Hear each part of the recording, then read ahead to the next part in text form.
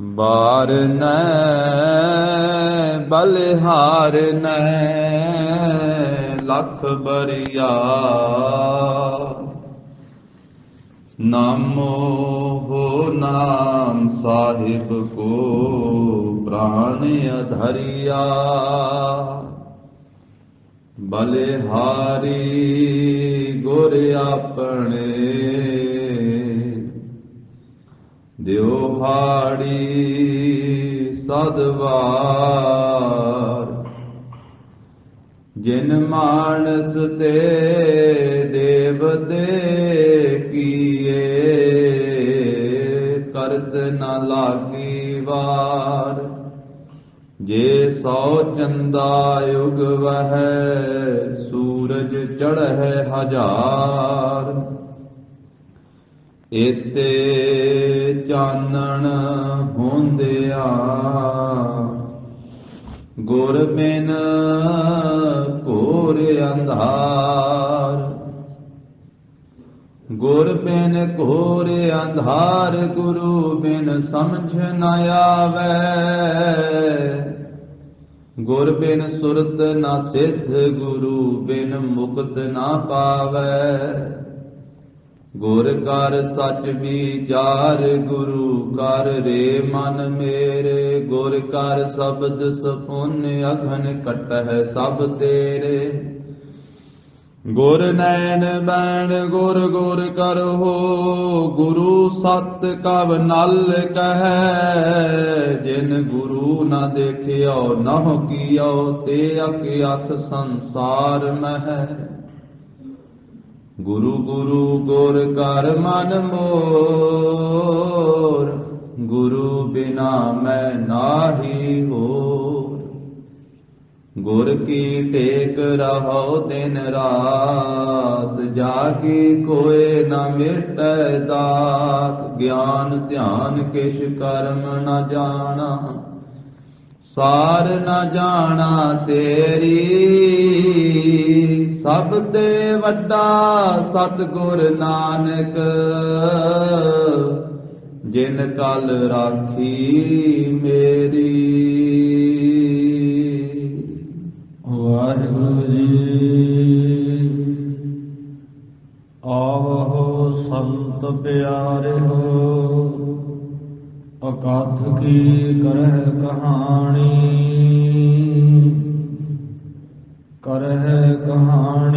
ਅਕਾਥ ਕੇਰੀ ਕਿਤ ਦੁਆਰੈ ਪਾਈਐ ਤਨ ਮਨ ਧਨ ਸਭ ਸੌਂਪ ਗੁਰ ਕੋ ਹੁਕਮ ਮੰਨਿਐ ਪਾਈਐ ਹੁਕਮ ਮੰਨਿਓ ਗੁਰੂ ਕੇਰਾ ਗਾਵਹੁ ਸੱਚੀ ਬਾਣੀ ਕਹੈ ਨਾਨਕ ਸੁਣਹੁ ਸੰਤਹੁ ਕਥਿਹੁ ਅਕਥ ਕਹਾਣੀ ਹੁਕਮ ਮੰਨਿਓ ਗੁਰੂ ਕੇਰਾ ਗਾਵਹੁ ਸੱਚੀ ਬਾਣੀ ਕਹੈ ਨਾਨਕ ਸੁਣਹੁ ਸੰਤਹੁ ਕਥਿਹੁ ਅਕਥ ਕਹਾਣੀ। ਵਾਹਿਗੁਰੂ ਜੀ ਕਾ ਖਾਲਸਾ ਵਾਹਿਗੁਰੂ ਜੀ ਕੀ ਫਤਿਹ। ਦਸਾਂ ਪਾਤਸ਼ਾਹੀਆਂ ਦੀ ਜੋਤ ਤਖਤ ਚੌਰ ਛਤਰ ਦੇ ਮਾਲਕ ਧੰਨ ਧੰਨ ਸ੍ਰੀ ਗੁਰੂ ਗ੍ਰੰਥ ਸਾਹਿਬ ਜੀ ਮਹਾਰਾਜ ਸਤਿਗੁਰਾਂ ਦੀ ਅਪਰ ਅਪਾਰ ਕਿਰਪਾ ਰਹਿਮਤ ਦਾ ਸਦਕਾ ਜਗਤ ਗੁਰੂ ਸ੍ਰੀ ਗੁਰੂ ਨਾਨਕ ਦੇਵ ਸਾਹਿਬ ਮਹਾਰਾਜ ਜੀ ਦੇ ਪਾਵਨ ਦਰਬਾਰ ਗੁਰਦੁਆਰਾ ਸ੍ਰੀ ਬੇਰ ਸਾਹਿਬ ਜੀ ਵਿਖੇ ਗੁਰੂ ਚਰਨਾਂ ਦੀ ਅੰਮ੍ਰਿਤ ਵੇਲੇ ਦੀ ਹਾਜ਼ਰੀ ਭਰ ਰਹੀ ਗੁਰੂ ਕੀ ਸਾਜੀ ਨਵਾਜੀ ਹੋਈ ਸਾਧ ਸੰਗਤ ਜੀਓ, ਸਤਿਗੁਰਾਂ ਨੇ ਕਿਰਪਾ ਕੀਤੀ ਹੈ, ਆਪਣੇ ਅੰਮ੍ਰਿਤਮਈ ਦੀਦਾਰ ਬਖਸ਼ਿਸ਼ ਕੀਤੇ। ਸਤ ਸੰਗਤ ਦਾ ਅਮੋਲਕ ਸੁਭਾਗਾ ਸਮਾਂ ਸਤਿਗੁਰੂ ਜੀ ਨੇ ਕਿਰਪਾ ਕਰਕੇ ਬਖਸ਼ਿਆ ਹੈ। ਧੰਨ ਸ੍ਰੀ ਗੁਰੂ ਨਾਨਕ ਦੇਵ ਸਾਹਿਬ ਜੀ ਮਹਾਰਾਜ ਐਸੇ ਸਤਿਗੁਰੂ, ਭੁੱਲਿਆਂ ਨੂੰ ਮਾਰਗ ਪਾਉਣ ਵਾਲੇ, ਭਟਕਿਆਂ ਨੂੰ ਰਸਤਾ ਵਿਖਾਉਣ ਵਾਲੇ ਸਤਿਗੁਰੂ, ਭੁੱਲੇ ਮਾਰਗ ਜਿਨਹਿ ਬਤਾਇਆ, ਐਸਾ ਗੁਰ ਵੱਡ ਭਾਗੀ ਪਾਇਆ। ਜਿਸ ਧੰਨ ਗੁਰੂ ਨਾਨਕ ਦੇਵ ਸਾਹਿਬ ਮਹਾਰਾਜ ਸਾਹਿਬ ਜੀ ਨੇ ਚੌਹਾਂ ਚੱਕਾਂ ਦੇ ਵਿੱਚ, ਨੌਆਂ ਖੰਡਾਂ ਦੀ ਸਾਰੀ ਪ੍ਰਿਥਵੀ ਦੇ ਉੱਤੇ ਔਰ ਪਤਾਲਾਂ ਤੇ ਆਕਾਸ਼ਾਂ ਦੇ ਵਿੱਚ ਵਿਚਰ ਕਰਕੇ ਨਾਮ ਬਾਣੀ ਦਾ ਉਪਦੇਸ਼ ਬਖਸ਼ਿਸ਼ ਕੀਤਾ। ਬਾਬੇ ਤਾਰੇ ਚਾਰ ਚੱਕ, ਨੌ ਖੰਡ ਪ੍ਰਿਥਵੀ, ਸੱਚਾ ਢੋਆ, ਗੁਰਮੁਖ ਕਲ ਵਿੱਚ ਪ੍ਰਗਟ ਹੋਆ। ਜਿਸ ਧੰਨ ਗੁਰੂ ਨਾਨਕ ਦੇਵ ਸਾਹਿਬ ਮਹਾਰਾਜ ਜੀ ਦੇ ਅੱਗੇ ਸਭ ਨੂੰ ਝੁਕਣਾ ਪਿਆ। ਭਾਵੇਂ ਕੋਈ ਰੂਹਾਨੀ ਤਾਕਤ ਵਾਲਾ ਸੀ, ਭਾਵੇਂ ਕੋਈ ਜਿਸਮਾਨੀ ਤਾਕਤ ਵਾਲਾ ਸੀ, ਸਿੱਧ, ਨਾਥ, ਜੋਗੀ, ਪੀਰ, ਸਭ ਗੁਰੂ ਨਾਨਕ ਦੇਵ ਸਾਹਿਬ ਮਹਾਰਾਜ ਜੀ ਦੇ ਚਰਨਾਂ ਤੇ ਝੁਕੇ। ਔਰ ਇਸ ਭਾਗਾਂ ਭਰੀ ਧਰਤੀ ਤੋਂ, ਸੁਲਤਾਨਪੁਰ ਲੋਧੀ ਦੀ ਧਰਤੀ ਤੋਂ 28 ਸਾਲ ਦੀ ਸਰੀਰ ਕਾਰਬਲਾ ਦੇ ਵਿੱਚ ਧੰਨ ਸ੍ਰੀ ਗੁਰੂ ਨਾਨਕ ਦੇਵ ਸਾਹਿਬ ਮਹਾਰਾਜ ਜੀ ਨੇ ਜਗਤ ਨੂੰ ਤਾਰਨ ਵਾਸਤੇ 4 ਉਦਾਸੀਆਂ ਕੀਤੀਆਂ ਤੇ ਪਹਿਲੀ ਉਦਾਸੀ 28 ਸਾਲ ਦੀ ਸਰੀਰ ਕਾਰਬਲਾ ਦੇ ਵਿੱਚ ਇਸ ਧਰਤੀ ਤੋਂ ਆਰੰਭ ਕੀਤੀ ਮਹਾਰਾਜ ਸਾਹਿਬ ਜੀ ਨੇ। ਬਾਬਾ ਦੇਖੈ ਧਿਆਨ ਧਰ, ਜਲਤੀ ਸਭ ਪ੍ਰਿਥਵੀ ਦਿਸ ਆਈ, ਬਾਝਹੁ ਗੁਰੂ ਗੁਬਾਰ ਹੈ ਕਰਦੀ ਸੁਣੀ ਲੁਕਾਈ। ਬਾਬੇ ਭੇਖ ਬਣਾਇਆ, ਉਦਾਸੀ ਦੀ ਰੀਤ ਚਲਾਈ, ਚੜਿਆ ਸੋਧਣ ਧਰਤ ਲੁਕਾਈ। ਸਭ ਧਰਤੀ, ਸਭ ਲੁਕਾਈ ਨੂੰ, ਸਭ ਦੁਨੀਆ ਨੂੰ ਮਹਾਰਾਜ ਸਾਹਿਬ ਜੀ ਸੋਧਣ ਵਾਸਤੇ ਚੜੇ ਗਰੀਬ ਨਵਾਜ ਸਤਿਗੁਰੂ ਜੀ। ਤੇ ਭਾਈ ਸਾਹਿਬ ਭਾਈ ਸੰਤੋਖ ਸਿੰਘ ਜੀ ਨੇ ਕਥਨ ਕੀਤਾ ਹੈ ਕਿ ਮਹਾਰਾਜ ਸਾਹਿਬ ਜੀ ਐਸੇ ਰਾਜੇ ਹਨ ਤੇ ਸਭ ਪਾਸੇ ਨੂੰ ਮਹਾਰਾਜ ਸਾਹਿਬ ਜੀ ਦਿਗਵਿਜੇ ਕਰਨ ਵਾਸਤੇ ਚੜੇ। ਬੜੇ ਸੋਹਣੇ ਅਲੰਕਾਰ ਦੁਆਰਾ ਉਹਨਾਂ ਨੇ ਗੁਰੂ ਸਾਹਿਬ ਜੀ ਦੀ ਸਿਫਤ ਕੀਤੀ ਹੈ ਕਿ ਮਹਾਰਾਜ ਸਾਹਿਬ ਜੀ ਸਤਿਗੁਰੂ ਜੀ ਦਾ ਨਿਸ਼ਾਨ ਝੁਲਦਾ ਜਾਂਦਾ ਹੈ, ਨਗਾਰਾ ਵੱਜਦਾ ਜਾਂਦਾ ਹੈ। ਮਹਾਰਾਜ ਸਾਹਿਬ ਜੀ ਦੇ ਪਾਸ ਸ਼ਸਤਰ ਕਿਹੜੇ ਹਨ, ਉਹਨਾਂ ਨੇ ਅੰਤਰੀਵੀ ਭਾਵ ਦੱਸਿਆ। ਦਿਗ ਵਿਜੈ ਹੇਤ ਸਾਜ ਬੇਦੀ ਕੁਲ ਕੇਤ ਦਲ, ਚੱਲੇ ਦੰਭ ਦਲਬੇ ਕੋ ਦਲਨ ਬਿਦਾਰੀਆ। ਦਿਗ ਵਿਜੈ ਕਹਿੰਦੇ ਆ ਸਾਰੀ ਦਿਸ਼ਾ ਦੇ ਵਿੱਚ ਜਿੱਤ ਹਾਸਲ ਕਰਨੀ। ਦਿਗ ਦਿਸ਼ਾ ਦਾ ਨਾਮ ਹੈ, ਵਿਜੈ ਜਿੱਤ ਦਾ ਨਾਮ ਹੈ ਕਿ ਚੜ੍ਹਦੇ ਲਹਿੰਦੇ ਦੱਖਣ ਪਹਾੜ ਚੌਹਾਂ ਚੱਕਾਂ ਦੇ ਵਿੱਚ, ਚੌਹਾਂ ਚੱਕਾਂ ਨੂੰ ਜਿੱਤਣ ਵਾਸਤੇ ਮਹਾਰਾਜ ਸਾਹਿਬ ਜੀ ਚੱਲੇ। ਉਹ ਕਿਹਨੂੰ ਜਿੱਤਣ ਵਾਸਤੇ? ਦੰਭ ਨੂੰ, ਪਖੰਡ ਨੂੰ, ਵਹਿਮਾਂ ਨੂੰ, ਭਰਮਾਂ ਨੂੰ ਤੇ ਸਭ ਨੂੰ ਸੱਚ ਦੇ ਨਾਲ ਜੋੜਨ ਵਾਸਤੇ, ਕਰਤਾਰ ਦੇ ਨਾਲ ਜੋੜਨ ਵਾਸਤੇ, ਨਿਰੰਕਾਰ ਦੇ ਨਾਲ ਜੋੜਨ ਵਾਸਤੇ, ਭਾਵ ਭਗਤੀ ਦੇ ਰਸਤੇ ਤੇ ਪਾਉਣ ਵਾਸਤੇ ਮਹਾਰਾਜ ਸਾਹਿਬ ਜੀ ਚੱਲੇ। ਦਿਗ ਵਿਜੈ ਹੇਤ ਸਾਜ ਬੇਦੀ ਕੁਲ ਕੇਤ ਦਲ, ਕਹਿੰਦੇ ਬੇਦੀ ਕੁਲ ਵਿੱਚ ਪ੍ਰਗਟ ਹੋਣ ਵਾਲੇ, ਬੇਦੀ ਕੁਲ ਦੇ ਨਿਸ਼ਾਨ ਸਰੂਪ ਆਪਣੀ ਫੌਜ ਮਹਾਰਾਜ ਸਾਹਿਬ ਜੀ ਸਾਜ ਕੇ ਚੱਲੇ ਆ ਸੰਸਾਰ ਨੂੰ ਜਿੱਤਣ ਵਾਸਤੇ। ਉਹ ਫੌਜ ਕਿਹੜੀ ਹੈ? ਦਿਗ ਵਿਜੈ ਹੇਤ। ਸਤਿਗੁਰੂ ਸਾਹਿਬ ਜੀ ਜਿਸ ਵੇਲੇ ਚੱਲੇ ਚੱਲੇ ਦੰਭ ਦਲਬੇ ਕੋ ਦਲਨ ਬਿਦਾਰੀਆ। ਉਹ ਪਖੰਡ ਨੂੰ ਮਹਾਰਾਜ ਦਲਨ ਵਾਸਤੇ ਸਤਿਗੁਰੂ ਗਰੀਬ ਨਵਾਜ ਪਖੰਡ ਦੇ ਦਲ ਦੇਣ ਵਾਲੇ, ਪਖੰਡ ਨੂੰ ਖਤਮ ਕਰਨ ਵਾਲੇ ਗੁਰੂ ਨਾਨਕ ਸਾਹਿਬ ਜੀ ਚੱਲੇ। ਸ਼ੁਭ ਗੁਣਾਂ ਦੀ ਫੌਜ ਹੈ ਮਹਾਰਾਜ ਸਾਹਿਬ ਜੀ ਦੇ ਨਾਲ। ਗਿਆਨ ਕੋ ਖੜਗ ਧਾਰ, ਜਿਹੜਾ ਗਿਆਨ ਹੈ ਨਾ ਗੁਰੂ ਸਾਹਿਬ ਜੀ ਦੇ ਪਾਸ, ਵਾਹਿਗੁਰੂ ਜੀ ਦਾ ਗਿਆਨ, ਉਹ ਗਿਆਨ ਦੀ ਹੀ ਮਹਾਰਾਜ ਸਾਹਿਬ ਜੀ ਦੇ ਪਾਸ ਕਿਰਪਾਨ ਹੈ। ਗਿਆਨ ਦੀ ਹੀ ਖੜਗ ਧਾਰੀ ਹੋਈ ਹੈ ਗੁਰੂ ਨਾਨਕ ਸਾਹਿਬ ਮਹਾਰਾਜ ਨੇ। ਉਸ ਗਿਆਨ ਦੇ ਨਾਲ ਹੀ ਸਤਿਗੁਰੂ ਸਾਹਿਬ ਜੀ ਸਭ ਨੂੰ ਜਿੱਤਦੇ ਜਾ ਰਹੇ ਹਨ। ਸਭ ਪਾਸੇ ਮਹਾਰਾਜ ਫਤਿਹ ਕਰਦੇ ਜਾ ਰਹੇ, ਵਿਜੇ ਕਰਦੇ ਜਾ ਰਹੇ। ਗਿਆਨ ਕੋ ਖੜਗ ਧਾਰ ਜੁਗਤ ਕਮਾਨ ਕਰ। ਤੇ ਜਿਹੜੀਆਂ ਜੁਗਤੀਆਂ ਨਾ ਗੁਰੂ ਸਾਹਿਬ ਜੀ ਦੇ ਕੋਲੇ, ਢੰਗ ਤਰੀਕਾ, ਉਹ ਜੁਗਤੀਆਂ ਰੂਪੀ ਕਮਾਨ ਹੈ ਮਾਰੇ ਕੋਲੇ, ਧਨੁਸ਼ ਹੈ ਗੁਰੂ ਨਾਨਕ ਸਾਹਿਬ ਜੀ ਦੇ ਕੋਲੇ ਜੁਗਤੀਆਂ ਦਾ। ਜੇ ਕੋਈ ਚੜ੍ਹਦੇ ਪਾਸੇ ਨੂੰ ਪਾਣੀ ਸੁੱਟਦਾ ਹੈ ਸੂਰਜ ਵੱਲ ਨੂੰ, ਤੇ ਮਾਰੇ ਲਹਿੰਦੇ ਵਾਲੇ ਪਾਸੇ ਨੂੰ ਸੁੱਟਣ ਲੱਗ ਪੈਂਦੇ। ਉਹ ਪੁੱਛਦੇ ਆ ਤੇ ਗੁਰੂ ਸਾਹਿਬ ਉਹਨਾਂ ਨੂੰ ਪੁੱਛਦੇ, ਤੁਸੀਂ ਦੱਸੋ ਭਾਈ ਤੁਸੀਂ ਕਿਉਂ ਇਧਰ ਨੂੰ ਚੜ੍ਹਦੇ ਵਾਲੇ ਪਾਸੇ ਨੂੰ ਪਾਣੀ ਸੁੱਟਦੇ ਹੋ? ਕਹਿੰਦੇ ਜੀ ਅਸੀਂ ਸੂਰਜ ਨੂੰ ਦਿੰਨੇ ਆ, ਤੇ ਸੂਰਜ ਦਾ ਪੁੱਤਰ ਧਰਮਰਾਜ ਆਏ ਤੇ ਸੂਰਜ ਅੱਗੇ ਆਪਣੇ ਪੁੱਤਰ ਨੂੰ ਪਾਣੀ ਦਿੰਦਾ ਧਰਮਰਾਜੇ ਨੂੰ, ਤੇ ਧਰਮਰਾਜਾ ਫਿਰ ਸਾਡੇ ਜਿਹੜੇ ਮਰ ਚੁੱਕੇ ਆ ਬਜ਼ੁਰਗ ਪਿੱਤਰ, ਉਹਨਾਂ ਨੂੰ ਅੱਗੇ ਪਾਣੀ ਪਿਆ ਦਿੰਦਾ। ਅਸੀਂ ਸੂਰਜ ਦੇ ਕੋਲੇ ਪਹੁੰਚਾਉਣੇ। ਤੇ ਮਹਾਰਾਜ ਸਾਹਿਬ ਜੀ ਕਹਿੰਦੇ ਵੀ ਅਸੀਂ ਆਪਣੀ ਪੈਲੀ ਨੂੰ ਪਾਣੀ ਦੇ ਰਹੇ। ਰਾਏ ਭੋਏ ਦੀ ਤਲਵੰਡੀ, ਸਾਡੇ ਵੀ ਉੱਥੇ ਖੇਤ ਹਨ। ਕਹਿੰਦੇ ਵੀ ਏਡੀ ਦੂਰ ਕਿਵੇਂ ਪਹੁੰਚ ਜਾਵੇਗਾ ਪਾਣੀ? ਇੱਥੋਂ ਬੁੱਕਾਂ ਨਾਲ ਸੁੱਟਿਆ ਹੋਇਆ, ਵਿੱਚ ਹੀ ਡਿੱਗਦਾ ਜਾਂਦਾ ਹੈ ਗੰਗਾ ਤੇ। ਹਰਿਦੁਆਰ ਦੀ ਘਟਨਾ ਹੈ। ਤਾਂ ਮਹਾਰਾਜ ਸਾਹਿਬ ਕਹਿੰਦੇ ਵੀ ਸਾਡਾ ਧਰਤੀ ਤੇ ਨਹੀਂ ਪਹੁੰਚ ਸਕਦਾ, ਤੇ ਤੁਹਾਡਾ ਆਕਾਸ਼ ਵਿੱਚ ਹਜ਼ਾਰਾਂ ਕੋ ਲੱਖਾਂ ਕੋ ਦੀ ਦੂਰੀ ਦੇ ਉੱਤੇ ਸੂਰਜ ਕੋਲੇ ਕਿਵੇਂ ਪਹੁੰਚ ਜਾਵੇਗਾ? ਇਹ ਜੁਗਤੀ ਰੂਪੀ ਮਹਾਰਾਜ ਕੋਲੇ ਧਨੁਸ਼ ਹੈ। ਗਿਆਨ ਰੂਪੀ ਗਰੀਬ ਨਵਾਜ ਸਾਹਿਬ ਕੋਲੇ ਖੜਗ ਹੈ। ਗਿਆਨ ਕੋ ਖੜਗ ਧਾਰ ਜੁਗਤ ਕਮਾਨ ਕਰ, ਨਾਨਾ ਦ੍ਰਿਸ਼ਟਾਂਤ ਲੀਨ ਸ਼ਿਲੇ ਮੁਖ ਧਾਰੀਆ।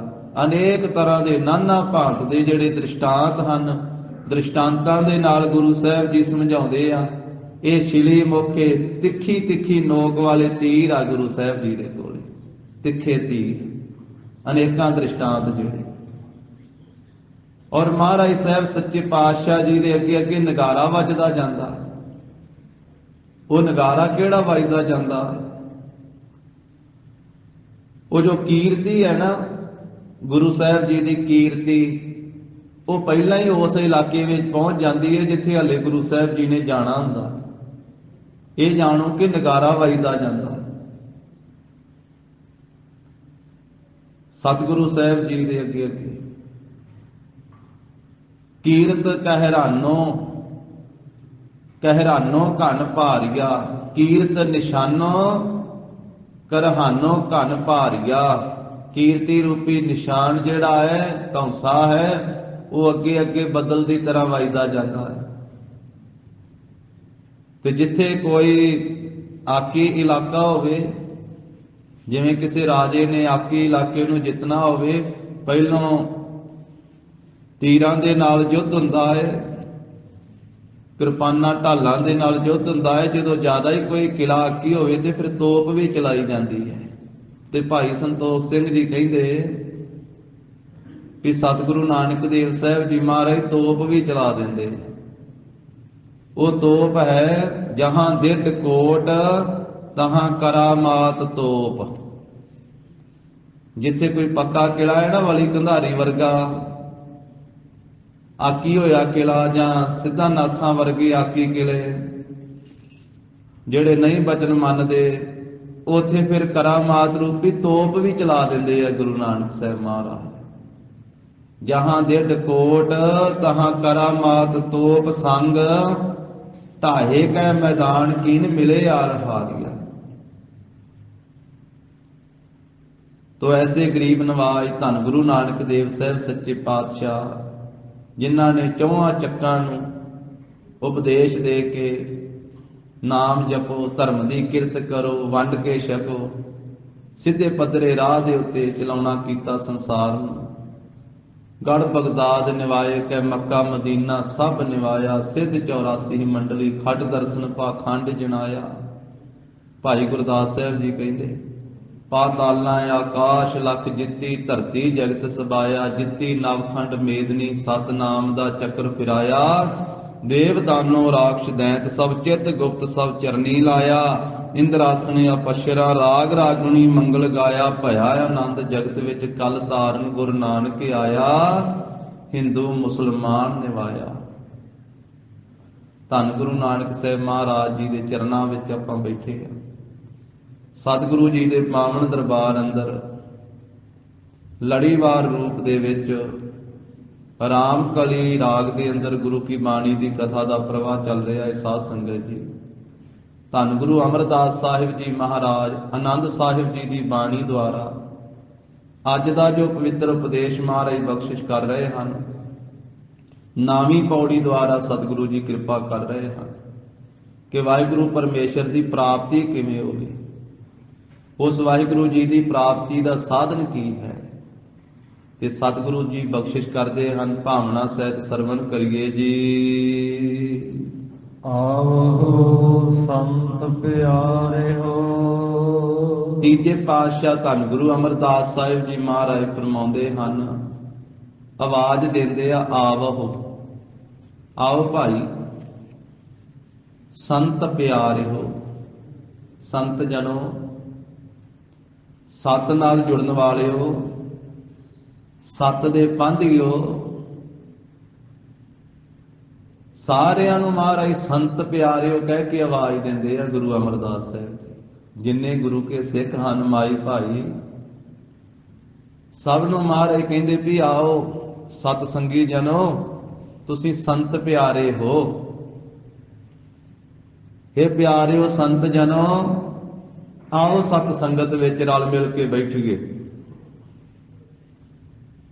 ਸੰਤ ਗੁਰਬਾਣੀ ਦੇ ਅੰਦਰ ਸਾਧ ਸੰਗਤ ਜੀ, ਉਹਨਾਂ ਗੁਰਮੁਖਾਂ ਨੂੰ ਵੀ ਆਖਿਆ ਹੈ ਜਿਨ੍ਹਾਂ ਨੂੰ ਕਦੀ ਪਰਮੇਸ਼ਰ ਦਾ ਨਾਮ ਭੁੱਲਦਾ ਹੀ ਨਹੀਂ ਹੈ। ਜਿਵੇਂ ਸਵਾਸ, ਜਿਉਂ ਜਨਮ ਹੋਇਆ ਤੇ ਸਵਾਸ ਚੱਲ ਰਹੇ ਹਨ, ਸਵਾਸ ਗਰਾਸ, ਇਹ ਸਰੀਰ ਦੀ ਹਰਕਤ ਚੱਲੀ ਜਾ ਰਹੀ ਹੈ ਲਗਾਤਾਰ। ਜਿਵੇਂ ਸਵਾਸਾਂ ਦੀ ਕਿਰਿਆ ਚੱਲਦੀ ਹੈ, ਇਸੇ ਤਰ੍ਹਾਂ ਜਿਨ੍ਹਾਂ ਦੇ ਅੰਦਰ ਨਾਮ ਦਾ ਪ੍ਰਵਾਹ ਚੱਲਦਾ ਹੈ ਉਹਨਾਂ ਨੂੰ ਸੰਤ ਆਖਿਆ ਹੈ। ਐਸੀ ਅਵਸਥਾ ਵਾਲੇ ਨੂੰ ਗੁਰਬਾਣੀ ਅੰਦਰ ਸੰਤ ਆਖਿਆ, ਜਿਨ੍ਹਾਂ ਸਾਸ ਗਿਰਾਸ ਨਾ ਵਿਸਰੈ, ਹਰ ਨਾਮਾ ਮਨ ਮੰਤ, ਧਨ ਸੇ ਸੇਈ ਨਾਨਕਾ, ਪੂਰਨ ਸੋਈ ਸੰਤ। ਮਹਾਰਾਜ ਕਹਿੰਦੇ ਉਹ ਧਨਤਾ ਦੇ ਯੋਗ ਆ ਤੇ ਪੂਰਨ ਸੰਤ ਆ, ਮੁਕੰਮਲ, ਉਹ ਪੂਰੇ ਪ੍ਰਭੂ ਦੇ ਪਿਆਰੇ ਸੰਤ ਜਨ ਹਨ, ਜਿਨ੍ਹਾਂ ਨੂੰ ਕਦੇ ਵੀ ਸਾਸ ਲੈਂਦਿਆਂ, ਗਰਾਸ ਲੈਂਦਿਆਂ, ਅੰਦਰ ਬਾਹਰ ਸਵਾਸਾਂ ਦੀ ਕਿਰਿਆ ਦੁਆਰਾ ਜਿਵੇਂ ਇਹ ਸਵਾਸ ਚੱਲਦੇ, ਇਸੇ ਤਰ੍ਹਾਂ ਹੀ ਨਾਮ ਦਾ ਪ੍ਰਵਾਹ ਚੱਲਦਾ। ਕਦੀ ਨਾਮ ਵਿਸਰਦਾ ਹੀ ਨਹੀਂ ਹੈ, ਕਦੀ ਨਾਮ ਭੁੱਲਦਾ ਹੀ ਨਹੀਂ ਹੈ। ਖਾਂਦਿਆਂ ਪੀਂਦਿਆਂ ਹਰ ਵੇਲੇ ਨਾਮ ਉਹਨਾਂ ਦੇ ਅੰਦਰ ਚੱਲਦਾ ਰਹਿੰਦਾ, ਉਹਨਾਂ ਨੂੰ ਵੀ ਸੰਤ ਆਖਿਆ ਹੈ। ਪਰ ਜਿਹੜੇ ਹਾਲੇ ਚੱਲੇ ਹੀ ਆ ਇਸ ਰਾਹ ਦੇ ਉੱਤੇ ਨਾਮ ਨਾਲ ਜੁੜਨ ਵਾਸਤੇ, ਜਗਿਆਸੂ, ਜਿਨ੍ਹਾਂ ਦੇ ਅੰਦਰ ਆਸਾ ਜਾਗੀ ਹੈ ਵੀ ਅਸੀਂ ਵੀ ਨਾਮ ਜਪੀਏ, ਅਸੀਂ ਵੀ ਸਤ ਸੰਗਤ ਵਿੱਚ ਜਾਈਏ, ਉਹਨਾਂ ਨੂੰ ਵੀ ਮਹਾਰਾਜ ਸੰਤ ਕਹਿ ਕੇ ਬੁਲਾਉਂਦੇ ਆ। ਕਿਉਂਕਿ ਜਿੱਥੇ ਬੈਠ ਕਰਕੇ ਵਾਹਿਗੁਰੂ ਜੀ ਨੂੰ ਚੇਤੇ ਕੀਤਾ ਜਾਂਦਾ ਹੈ, ਗੁਰਬਾਣੀ ਪੜ੍ਹੀ ਜਾਂਦੀ ਹੈ, ਗੁਰਬਾਣੀ ਦੁਆਰਾ ਕੀਰਤਨ ਕੀਤਾ ਜਾਂਦਾ ਹੈ, ਗੁਰੂ ਕੀ ਬਾਣੀ ਦੀ ਕਥਾ ਕੀਤੀ ਜਾਂਦੀ ਹੈ, ਜਿੱਥੇ ਨਾਮ ਜਪਿਆ ਜਾਂਦਾ ਹੈ, ਇਸ ਸਥਾਨ ਦਾ ਨਾਮ ਸਤ ਸੰਗਤ ਹੈ। ਸਤ ਸੰਗਤ ਕੈਸੀ ਜਾਣੀਐ, ਜਿੱਥੇ ਏਕੋ ਨਾਮ ਵਖਾਣੀਐ, ਏਕੋ ਨਾਮ ਹੁਕਮ ਹੈ, ਨਾਨਕ ਸਤਿਗੁਰ ਦੀਆ ਬੁਝਾਏ ਜੀਓ। ਭਾਵੇਂ ਕੀਰਤਨ ਹੈ, ਭਾਵੇਂ ਗੁਰੂ ਕੀ ਬਾਣੀ ਦੀ ਕਥਾ ਹੈ, ਜਾਂ ਪਾਠ ਰੂਪ ਦੇ ਵਿੱਚ ਬਾਣੀ ਦਾ ਪ੍ਰਵਾਹ ਚੱਲਦਾ ਹੈ, ਇਹ ਇੱਕ ਨਾਮ ਦੀ ਹੀ ਗੱਲ ਹੋ ਰਹੀ ਹੈ ਸਾਰੇ ਰੂਪਾਂ ਦੇ ਵਿੱਚ। ਸਤ ਸੰਗਤ ਕੈਸੀ ਜਾਣੀਏ ਜਿੱਥੇ ਇੱਕੋ ਨਾਮ ਵਖਾਣੀਏ। ਇੱਕ ਵਾਹਿਗੁਰੂ ਦੇ ਨਾਮ ਦੀ ਹੀ ਸਾਰੀ ਵਿਆਖਿਆ ਹੈ, ਸਾਰੀ ਮਹਿਮਾ ਹੈ। ਤੇ ਐਸੀ ਸਤ ਸੰਗਤ ਹੈ, ਤੇ ਸਤ ਸੰਗਤ ਵਿੱਚ ਜੁੜ ਮਿਲ ਕੇ ਬੈਠਣ ਵਾਲੇ ਦਾ ਨਾਮ ਸੰਤ ਹੈ।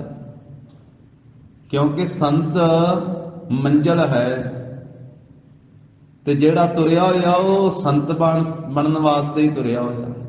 ਇਹ ਧਰਮ ਦਾ ਰਾਹ ਜਿਹੜਾ ਹੈ, ਇਹ ਮਾਰਗ ਇਹ ਸੰਤਾਂ ਦਾ ਮਾਰਗ ਹੈ। ਕਿਉਂਕਿ ਸਤ ਸੰਗਤ ਕਰਨ ਵਾਲਾ ਸੰਤ ਬਣਦਾ। ਸਤ ਸੰਗਤ ਕਰਨ ਵਾਲਾ ਉਹਨੇ ਸੰਤ ਪਦ ਤੀਕ ਪਹੁੰਚਣਾ ਹੈ। ਸੰਤ ਜਿਹੜਾ ਸਤ ਨਾਲ ਜੁੜਿਆ ਹੋਇਆ। ਸੰਤ ਦੀ ਵਿਆਖਿਆ ਗੁਰਮੁਖਾਂ ਨੇ ਤਿੰਨਾਂ ਅੱਖਰਾਂ ਵਿੱਚ ਵੀ ਕੀਤੀ ਹੈ ਵੀ ਸੰਤ ਪਦ ਸੱਸੇ ਨੂੰ ਟਿੱਪੀ ਤੇ ਤੱਤਾ। ਇਸ ਤਰ੍ਹਾਂ ਗੁਰਬਾਣੀ 'ਚ ਲਿਖਿਆ ਹੈ ਨਾ, ਸੰਤ ਸੱਸੇ ਤੋਂ ਭਾਵ ਜਿਹਦੇ ਅੰਦਰ ਸਿਮਰਨ ਚੱਲਦਾ, ਤੇ ਟਿੱਪੀ ਤੋਂ ਲਿਆ ਹੈ ਨੰਨਾ ਜਿਸ ਦੇ ਅੰਦਰ ਨਿਮਰਤਾ ਹੈ, ਤੱਤੇ ਤੋਂ ਲਿਆ ਹੈ ਤਿਆਗ ਜਿਸ ਦੇ ਅੰਦਰ ਤਿਆਗ ਦੀ ਬਿਰਤੀ ਹੈ। ਤੇ ਸਤ ਸੰਗਤ ਕਰਦਿਆਂ ਹੋਇਆਂ ਇਹ ਤਿੰਨੇ ਹੀ ਦਾਤਾਂ ਹਰੇਕ ਜਗਿਆਸੂ ਚਾਹੁੰਦਾ ਹੈ ਕਿ ਮੈਨੂੰ ਸਿਮਰਨ ਦੀ ਪ੍ਰਾਪਤੀ ਹੋਵੇ, ਨਿਮਰਤਾ ਦੀ ਪ੍ਰਾਪਤੀ ਹੋਵੇ ਤੇ ਤਿਆਗ ਬਿਰਤੀ ਬਣੇ। ਔਗੁਣਾਂ ਦਾ ਮੈਂ ਤਿਆਗੀ ਹੋਵਾਂ ਤੇ ਗੁਣਾਂ ਨੂੰ ਗ੍ਰਹਿਣ ਕਰਨ ਵਾਲਾ ਹੋਵਾਂ। ਹਰੇਕ ਸਤ ਸੰਗੀ ਦੀ ਇਹ ਕਾਮਨਾ ਹੈ, ਇਹ ਇੱਛਾ ਹੈ। ਸਤ ਸੰਗੀ ਸਤ ਨਾਲ ਜੁੜਨ ਵਾਲਾ ਹੀ ਹੁੰਦਾ। ਸਤ ਸੰਗਤ ਦੇ ਵਿੱਚ ਆ ਕਰਕੇ ਸੱਚ ਨਾਲ ਹੀ ਜੁੜੀਦਾ ਹੈ, ਕਿਉਂਕਿ ਇੱਥੇ ਗੱਲ ਹੀ ਸੱਚ ਦੀ ਹੈ। ਇਹ ਘਰ ਹੀ ਸੱਚ ਦਾ ਹੈ। ਇੱਥੇ ਤੇ ਆਵਾਜ਼ ਹੀ ਆਉਂਦੀ ਹੈ, ਸਤ ਕਰਤਾਰ ਸਤ ਕਰਤਾਰ। ਇੱਥੋਂ ਤਾਂ ਆਵਾਜ਼ ਹੀ ਇਹ ਆਉਂਦੀ ਹੈ ਕਿ ਬਾਕੀ ਸਭ ਕੁਝ ਕੂੜ ਹੈ, ਇੱਕੋ ਇੱਕ ਕਰਤਾਰ ਹੀ ਸਤ ਹੈ। ਤੇ ਸਤ ਨਾਲ ਜੁੜਨ ਵਾਲਾ ਸੰਤ ਹੁੰਦਾ ਹੈ, ਸਤ ਨਾਲ ਜੁੜਨ ਵਾਲਾ ਸਤ ਸੰਗੀ ਹੁੰਦਾ ਹੈ। ਤੇ ਮਹਾਰਾਜ ਕਹਿੰਦੇ ਆਵੋ ਸੰਤ ਪਿਆਰਿਓ, ਇਹ ਪਿਆਰਿਓ ਸੰਤ ਜਨੋ, ਗੁਰ ਸਿੱਖੋ, ਗੁਰਮੁਖੋ, ਜਗਿਆਸੂਓ, ਆਓ ਸਤ ਸੰਗਤ ਵਿੱਚ ਮਿਲ ਗਏ।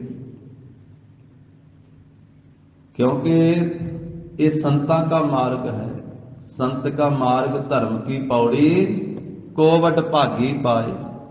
कोई वड्डियां भागा वाला ही प्राप्त करता है इस मार्ग ਨੂੰ। ਤੇ जिन्ने संगत विच आउण वाले हन, ये मार्ग ही ऐसा है, सत नाल जुड़न वाला मार्ग है। ते गुरबाणी अंदर महाराज साहब जी ने इक्के अवस्था का जिक्र करदियां उस अवस्था विच विचरण वाले नूं संत भी आख्या है, उस अवस्था विच विचरण वाले नूं गुरसिख भी आख्या है। क्योंकि ये तो बाहरी नाम हन ना साध संगत जी। संत कह लीए, गुरमुख कह लीए, ਜਾਂ ਇਸੇ ਤਰ੍ਹਾਂ ਗੁਰਸਿੱਖ ਕਹਿ ਲਈਏ, ਭਾਈ ਕਹਿ ਲਈਏ, ਤੇ ਪਰ ਹੈ ਤਾਂ ਉਹ ਉੱਚੀ ਅਵਸਥਾ ਦੇ ਜਨਾਇਕ ਇਹ ਸਾਰੇ ਨਾਮ, ਸਿਮਰਨ ਵਿੱਚ ਜੁੜਿਆ ਹੋਇਆਂ ਦੇ ਨਾਮ। ਜਿਵੇਂ ਸੰਤ ਦੀ ਵਿਆਖਿਆ ਕਰਦਿਆਂ ਮਹਾਰਾਜ ਕਹਿੰਦੇ, ਜਿਨ੍ਹਾਂ ਸਾਸ ਗਿਰਾਸ ਨਾ ਵਿਸਰੈ, ਹਰ ਨਾਮਾ ਮਨ ਮੰਤ, ਧਨ ਸੇ ਸੇਈ ਨਾਨਕਾ ਪੂਰਨ ਸੋਈ ਸੰਤ। ਇਸੇ ਤਰ੍ਹਾਂ ਗਰੀਬ ਨਵਾਜ ਸਾਹਿਬ ਜੀ ਗੁਰਸਿੱਖ ਦਾ ਵੀ ਜ਼ਿਕਰ ਕਰਦਿਆਂ ਇਹੀ ਬਚਨ ਕਰਦੇ ਕਿ ਸੰਤ ਤੇ ਗੁਰਸਿੱਖ ਵੱਖਰੇ ਵੱਖਰੇ ਨਹੀਂ ਹਨ। ਗੁਰਸਿੱਖ ਹੀ ਜਦੋਂ ਉਸ ਪਦਵੀ ਤੇ ਪਹੁੰਚਦਾ ਤੇ ਉਸ ਨੂੰ ਸਾਧੂ ਵੀ ਕਿਹਾ ਜਾ ਸਕਦਾ ਹੈ, ਉਸ ਨੂੰ ਸੰਤ ਵੀ ਕਿਹਾ ਜਾ ਸਕਦਾ ਹੈ, ਤੇ ਸੰਤ ਨੂੰ ਗੁਰਸਿੱਖ ਵੀ ਕਿਹਾ ਜਾ ਸਕਦਾ ਹੈ। ਇੱਕੋ ਹੀ ਨਾਮ ਹਨ। ਹੁਣ ਜਿੱਥੇ ਸਾਸ ਗਿਰਾਸ ਨਾ ਵਿਸਰ ਦੀ ਗੱਲ ਕੀਤੀ ਹੈ ਵੀ ਉਹ ਸੰਤ ਹੈ, ਤਾਂ ਉੱਥੇ ਮਹਾਰਾਜ ਨੇ ਵੀ ਆਖਿਆ ਚੌਥੇ ਪਾਤਸ਼ਾਹ ਨੇ, ਜੋ ਸਾਸ ਗਿਰਾਸ ਧਿਆਏ ਮੇਰਾ ਹਰ ਹਰ, ਸੋ ਗੁਰ ਸਿੱਖ ਗੁਰੂ ਮਨ ਭਾਵੈ। ਜੋ ਸਾਸ ਗਿਰਾਸ ਹਰੀ ਨੂੰ ਧਿਆਉਂਦਾ ਹੈ, ਵਾਹਿਗੁਰੂ ਦਾ ਸਿਮਰਨ ਕਰਦਾ ਹੈ, ਉਹੀ ਗੁਰੂ ਦਾ ਸਿੱਖ ਹੈ, ਤੇ ਉਹੀ ਗੁਰੂ ਸਾਹਿਬ ਦੇ ਮਨ ਨੂੰ ਭਾਉਂਦਾ ਹੈ, ਚੰਗਾ ਲੱਗਦਾ ਹੈ। ਇਸ ਕਰਕੇ ਸਤਿਗੁਰੂ ਜੀ ਅੰਮ੍ਰਿਤ ਬਾਣੀ ਵਿੱਚ ਸੰਤ ਕਹਿ ਕੇ ਵੀ ਆਵਾਜ਼ ਮਾਰਦੇ ਸਾਨੂੰ ਸਾਰਿਆਂ ਨੂੰ, ਕਿਉਂਕਿ ਸਤਿਗੁਰਾਂ ਦੀ ਇਹ ਦ੍ਰਿਸ਼ਟੀ ਹੈ। ਸਤਿਗੁਰੂ ਜੀ ਹਰੇਕ ਦੇ ਵਿੱਚ ਵਾਹਿਗੁਰੂ ਨੂੰ ਵੇਖਦੇ ਹਨ, ਦ੍ਰਿਸ਼ਟੀ ਦੇ ਨਾਲ ਹੀ ਹਰੇਕ ਦੇ ਵਿੱਚ ਮਹਾਰਾਜ ਸਾਹਿਬ ਉਸ ਜੋਤ ਨੂੰ ਤੱਕਦੇ ਆ। ਸਭ ਮਹਿ ਜੋਤ, ਜੋਤ ਹੈ ਸੋਏ, ਤਿਸ ਕੈ ਚਾਨਣ, ਸਭ ਮਹਿ ਚਾਨਣ ਹੋਏ। ਇਹ ਦ੍ਰਿਸ਼ਟੀ ਗੁਰੂ ਸਾਹਿਬਾਂ ਦੀ ਦ੍ਰਿਸ਼ਟੀ ਹੈ। ਇਹ ਦ੍ਰਿਸ਼ਟੀ ਉਹਨਾਂ ਭਗਤਾਂ ਦੀ ਦ੍ਰਿਸ਼ਟੀ ਹੈ ਜਿਨ੍ਹਾਂ ਦੀ ਬਾਣੀ ਗੁਰੂ ਕੀ ਅੰਮ੍ਰਿਤ ਬਾਣੀ ਵਿੱਚ ਅੰਕਿਤ ਹੈ। ਗੁਰੂ ਗ੍ਰੰਥ ਸਾਹਿਬ ਜੀ ਦੇ ਅੰਦਰ 15 ਭਗਤਾਂ ਦੀ ਬਾਣੀ ਅੰਕਿਤ ਹੈ। ਉਹਨਾਂ ਭਗਤਾਂ ਦੀ ਇਹ ਦ੍ਰਿਸ਼ਟੀ, ਉਹ ਵੀ ਸਾਰਿਆਂ ਦੇ ਵਿੱਚ ਸੱਤ ਨੂੰ ਵੇਖ ਕੇ ਤੇ ਸਾਰਿਆਂ ਨੂੰ ਰੱਬ ਦਾ ਰੂਪ ਮੰਨ ਕਰਕੇ ਸਾਰਿਆਂ ਨੂੰ ਸੰਤ ਲਫ਼ਜ਼ ਨਾਲ ਵੀ ਉਹ ਸੰਬੋਧਨ ਕਰ ਲੈਂਦੇ ਹਨ। ਜਿਵੇਂ ਧੰਨ ਗੁਰੂ ਅਮਰਦਾਸ ਸਾਹਿਬ ਮਹਾਰਾਜ ਜੀ ਨੇ, ਵੇਖੋ ਕਿੱਡੀ ਵੱਡੀ ਵਡਿਆਈ ਹੈ ਗੁਰੂ ਘਰ ਦੀ, ਵਾਹਿਗੁਰੂ ਜੀ ਦੇ ਘਰ ਦੀ, ਵੀ ਇੱਥੇ ਸਾਰਿਆਂ ਨੂੰ ਗੁਰਮੁਖੋ ਕਹਿ ਕੇ ਸੰਬੋਧਨ ਕੀਤਾ ਜਾਂਦਾ ਹੈ, ਪਿਆਰਿਓ ਕਹਿ ਕੇ ਸੰਬੋਧਨ ਕੀਤਾ ਜਾਂਦਾ ਹੈ, ਗੁਰ ਸਿੱਖੋ ਕਹਿ ਕੇ ਸੰਬੋਧਨ ਕੀਤਾ ਜਾਂਦਾ ਹੈ, ਸੰਤ ਜਨੋ ਕਹਿ ਕੇ ਸੰਬੋਧਨ ਕੀਤਾ ਜਾਂਦਾ ਹੈ। ਜਿਵੇਂ ਆਨੰਦ ਸਾਹਿਬ ਦੇ ਵਿੱਚ ਹੀ ਅੱਗੇ ਜਾ ਕੇ ਪੌੜੀ ਆਵੇਗੀ, ਜਿਸ ਵਿੱਚ ਗਰੀਬ ਨਵਾਜ ਸਾਹਿਬ ਜੀ ਕਹਿੰਦੇ ਹਨ, ਆਵੋ ਸਿੱਖ ਸਤਿਗੁਰੂ ਕੇ ਪਿਆਰੇ ਹੋ, ਗਾਵੋ ਸੱਚੀ ਬਾਣੀ। ਉਥੇ ਪਿਆਰਿਓ ਗੁਰ ਸਿੱਖੋ ਕਹਿ ਕੇ ਮਹਾਰਾਜ ਆਵਾਜ਼ ਮਾਰਦੇ ਗੁਰੂ ਅਮਰਦਾਸ ਸਾਹਿਬ ਜੀ, ਪਿਆਰਿਓ ਗੁਰ ਸਿੱਖੋ। ਕਿੰਨਾ ਜ਼ਿਆਦਾ ਪਿਆਰ ਦਿੰਦੇ ਸਤਿਗੁਰੂ ਜੀ। ਆਵੋ ਸਿੱਖ ਸਤਿਗੁਰੂ ਕੇ ਪਿਆਰੇ ਹੋ, ਗਾਵੋ ਸੱਚੀ ਬਾਣੀ। ਬਾਣੀ ਤਾਂ ਗਾਵੋ ਗੁਰੂ ਕੇਰੀ, ਬਾਣੀਆਂ ਸਿਰ ਬਾਣੀ, ਜਿਨ ਕਉ ਨਦਰ ਕਰਮ ਹੋਵੇ ਹਿਰਦੈ ਤਿਨਾ ਸਮਾਣੀ। ਪੀਵਹੁ ਅੰਮ੍ਰਿਤ ਸਦਾ ਰਹੋ ਹਰ ਰੰਗ, ਜਪਿਓ ਸਾਰਗ ਪਾਣੀ, ਕਹੈ ਨਾਨਕ ਸਦਾ ਗਾਵੋ ਇਹ ਸੱਚੀ ਬਾਣੀ। ਤਾਂ ਮਹਾਰਾਜ ਜਗਿਆਸੂਆਂ ਨੂੰ ਸੰਤ ਕਹਿੰਦੇ ਹਨ, ਜਿਹੜੇ ਹਲੇ ਇਸ ਰਾਹ ਤੇ ਚੱਲੇ ਆ, ਜਿਨ੍ਹਾਂ ਨੇ ਮੰਜ਼ਿਲ ਤੇ ਪਹੁੰਚਣਾ ਹੈ, ਉਹਨਾਂ ਨੂੰ ਮਹਾਰਾਜ ਸਾਹਿਬ ਜੀ ਮਾਰਗ ਦੱਸਦੇ ਹੋਏ ਆ ਮੰਜ਼ਿਲ ਤੇ ਪਹੁੰਚਾਉਣ ਵਾਸਤੇ। ਇਹ ਸੱਤ ਦੇ ਰਾਹ ਦੇ ਪਾਂਧੀਆਂ ਨੂੰ ਮਾਰੇ ਆਵਾਜ਼ ਮਾਰ ਕੇ ਕਹਿੰਦੇ, ਆਵੋ ਸੰਤ ਪਿਆਰਿਓ, ਇਹ ਸੱਚ ਨਾਲ ਜੁੜਨ ਵਾਲਿਓ, ਸੰਤ ਜਨੋ, ਸ਼ਾਂਤ ਆਤਮੋ, ਗੁਰ ਸਿੱਖੋ ਪਿਆਰਿਓ, ਆਓ ਭਾਈ ਸਤ ਸੰਗਤ ਦੇ ਵਿੱਚ ਰਲ ਮਿਲ ਕੇ ਬੈਠੋ। ਅਕਾਥ ਕੀ ਕਰਹਿ ਕਹਾਣੀ। ਤੇ ਗੁਰ ਸਿੱਖੋ, ਸੰਤ ਜਨੋ, ਸਤ ਸੰਗਤ ਵਿੱਚ ਮਿਲ ਕੇ ਫਿਰ ਗੱਲ ਕੀ ਕਰਨੀ ਹੈ, ਕੰਮ ਕੀ ਕਰਨਾ ਹੈ। ਮਹਾਰਾਜ ਕਹਿੰਦੇ ਕਥਾ ਕਰੀਏ ਕਥਾ। ਤੇ ਕਥਾ ਪਤਾ ਕਿਹਦੀ ਕਰੀਏ? ਜਿਹਦੀ ਕਥਾ ਹੋ ਨਹੀਂ ਸਕਦੀ ਉਸ ਦੀ ਕਥਾ ਕਰੀਏ। ਕਥਾ ਵੀ ਕਰਨੀ ਹੈ ਜ਼ਰੂਰ, ਪਰ ਕਥਾ ਵੀ ਉਸ ਦੀ ਕਰਨੀ ਹੈ ਜਿਹੜਾ ਅਕਥ ਹੈ। ਅਕਥ ਦਾ ਭਾਵ ਹੈ ਕਿ ਜਿਹਦੀ ਕਥਾ ਹੋ ਨਹੀਂ ਸਕਦੀ। ਜਿੰਨੀ ਮਰਜ਼ੀ ਕਥਾ ਕਰ ਲਈਏ, ਕਥਾ ਸਾਰੀ ਕਰ ਹੀ ਨਹੀਂ ਸਕਦੇ। ਤੇ ਕਰਨੀ ਵੀ ਇਸ ਕਰਕੇ ਹੈ ਵੀ ਕਰਕੇ ਹੀ ਪਤਾ ਲੱਗਦਾ ਹੈ ਵੀ ਉਹਦੀ ਕਥਾ ਸਾਰੀ ਨਹੀਂ ਕਰ ਸਕਦੇ ਅਸੀਂ। ਕਰਨੀ ਵੀ ਇਸ ਕਰਕੇ ਆ, ਰਾਹ ਤੇ ਉਸ ਤੇ ਚੱਲ ਕੇ ਹੀ ਪਤਾ ਲੱਗਦਾ ਹੈ ਵੀ ਕਿੱਡਾ ਲੰਮਾ ਹੈ ਤੇ ਕਿੰਨਾ ਉੱਚਾ ਹੈ, ਕਿੱਥੋਂ ਤੀਕ ਹੈ। ਅਕਥ ਕੀ ਕਰਹਿ ਕਹਾਣੀ। ਅਕਥ ਜੋ ਪਰਮੇਸ਼ਰ ਹੈ ਨਾ, ਜੋ ਕਥਿਆ ਨਹੀਂ ਜਾ ਸਕਦਾ, ਉਹਦੀ ਕਥਾ ਕਰੀਏ।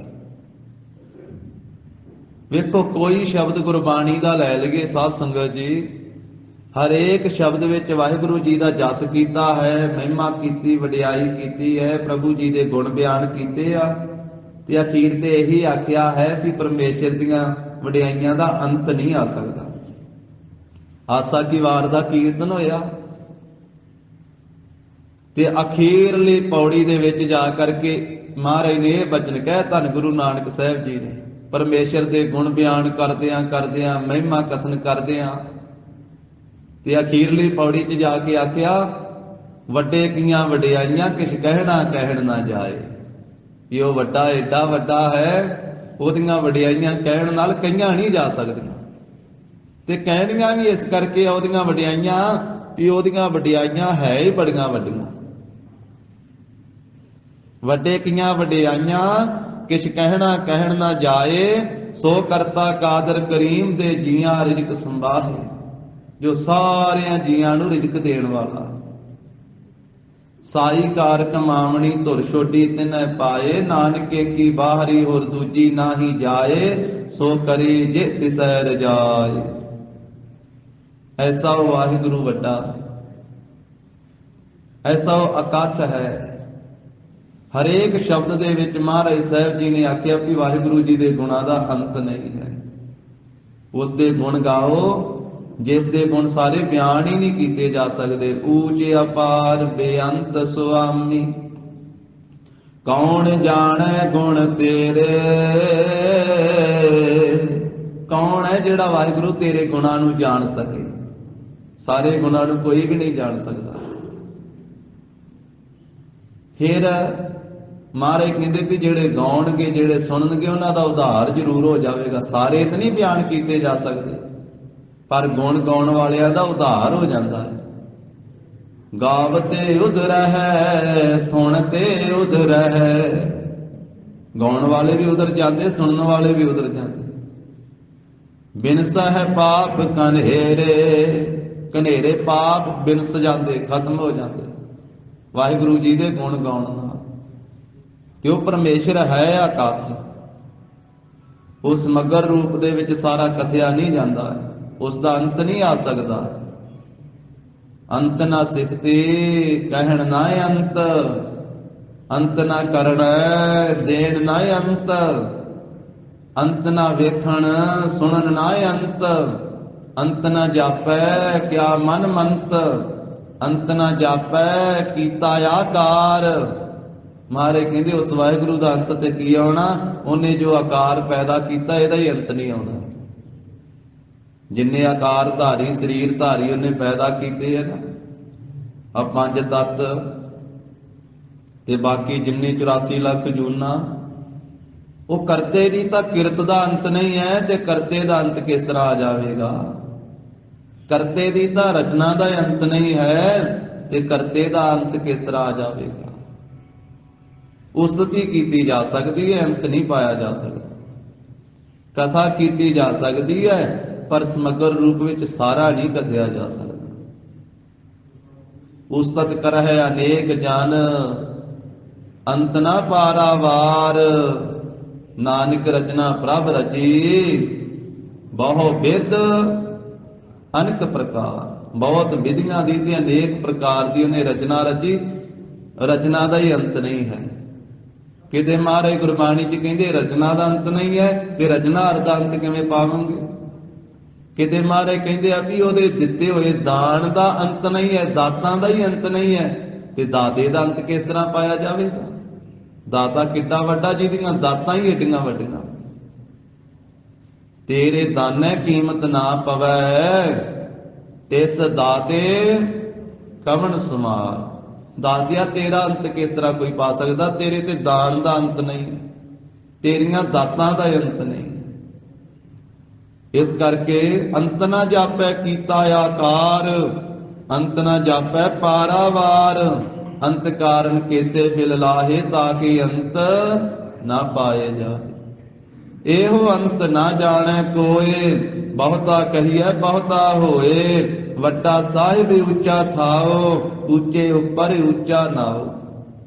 ਇਹ ਵੱਡੇ ਉੱਚਾ ਹੋਵੇ ਕੋਏ, ਕੋਈ ਐਡਾ ਉੱਚਾ ਹੋਵੇ ਤਾਂ ਇਹ ਵੱਡੇ ਉੱਚਾ ਹੋਵੇ ਕੋਏ, ਤੇ ਸੂਚੇ ਕੋ ਜਾਣੈ ਸੋਏ, ਜੇ ਵੱਡੇ ਆਪ ਜਾਣੈ ਆਪ ਆਪ, ਨਾਨਕ ਨਦਰੀ ਕਰਮੀ ਦਾਤ। ਜਿੱਡਾ ਵੱਡਾ ਆਪ ਹੈ, ਮਾਰੇ ਕਹਿੰਦੇ ਆਪਣੇ ਆਪੇ ਨੂੰ ਆਪ ਹੀ ਜਾਣਦਾ ਹੈ।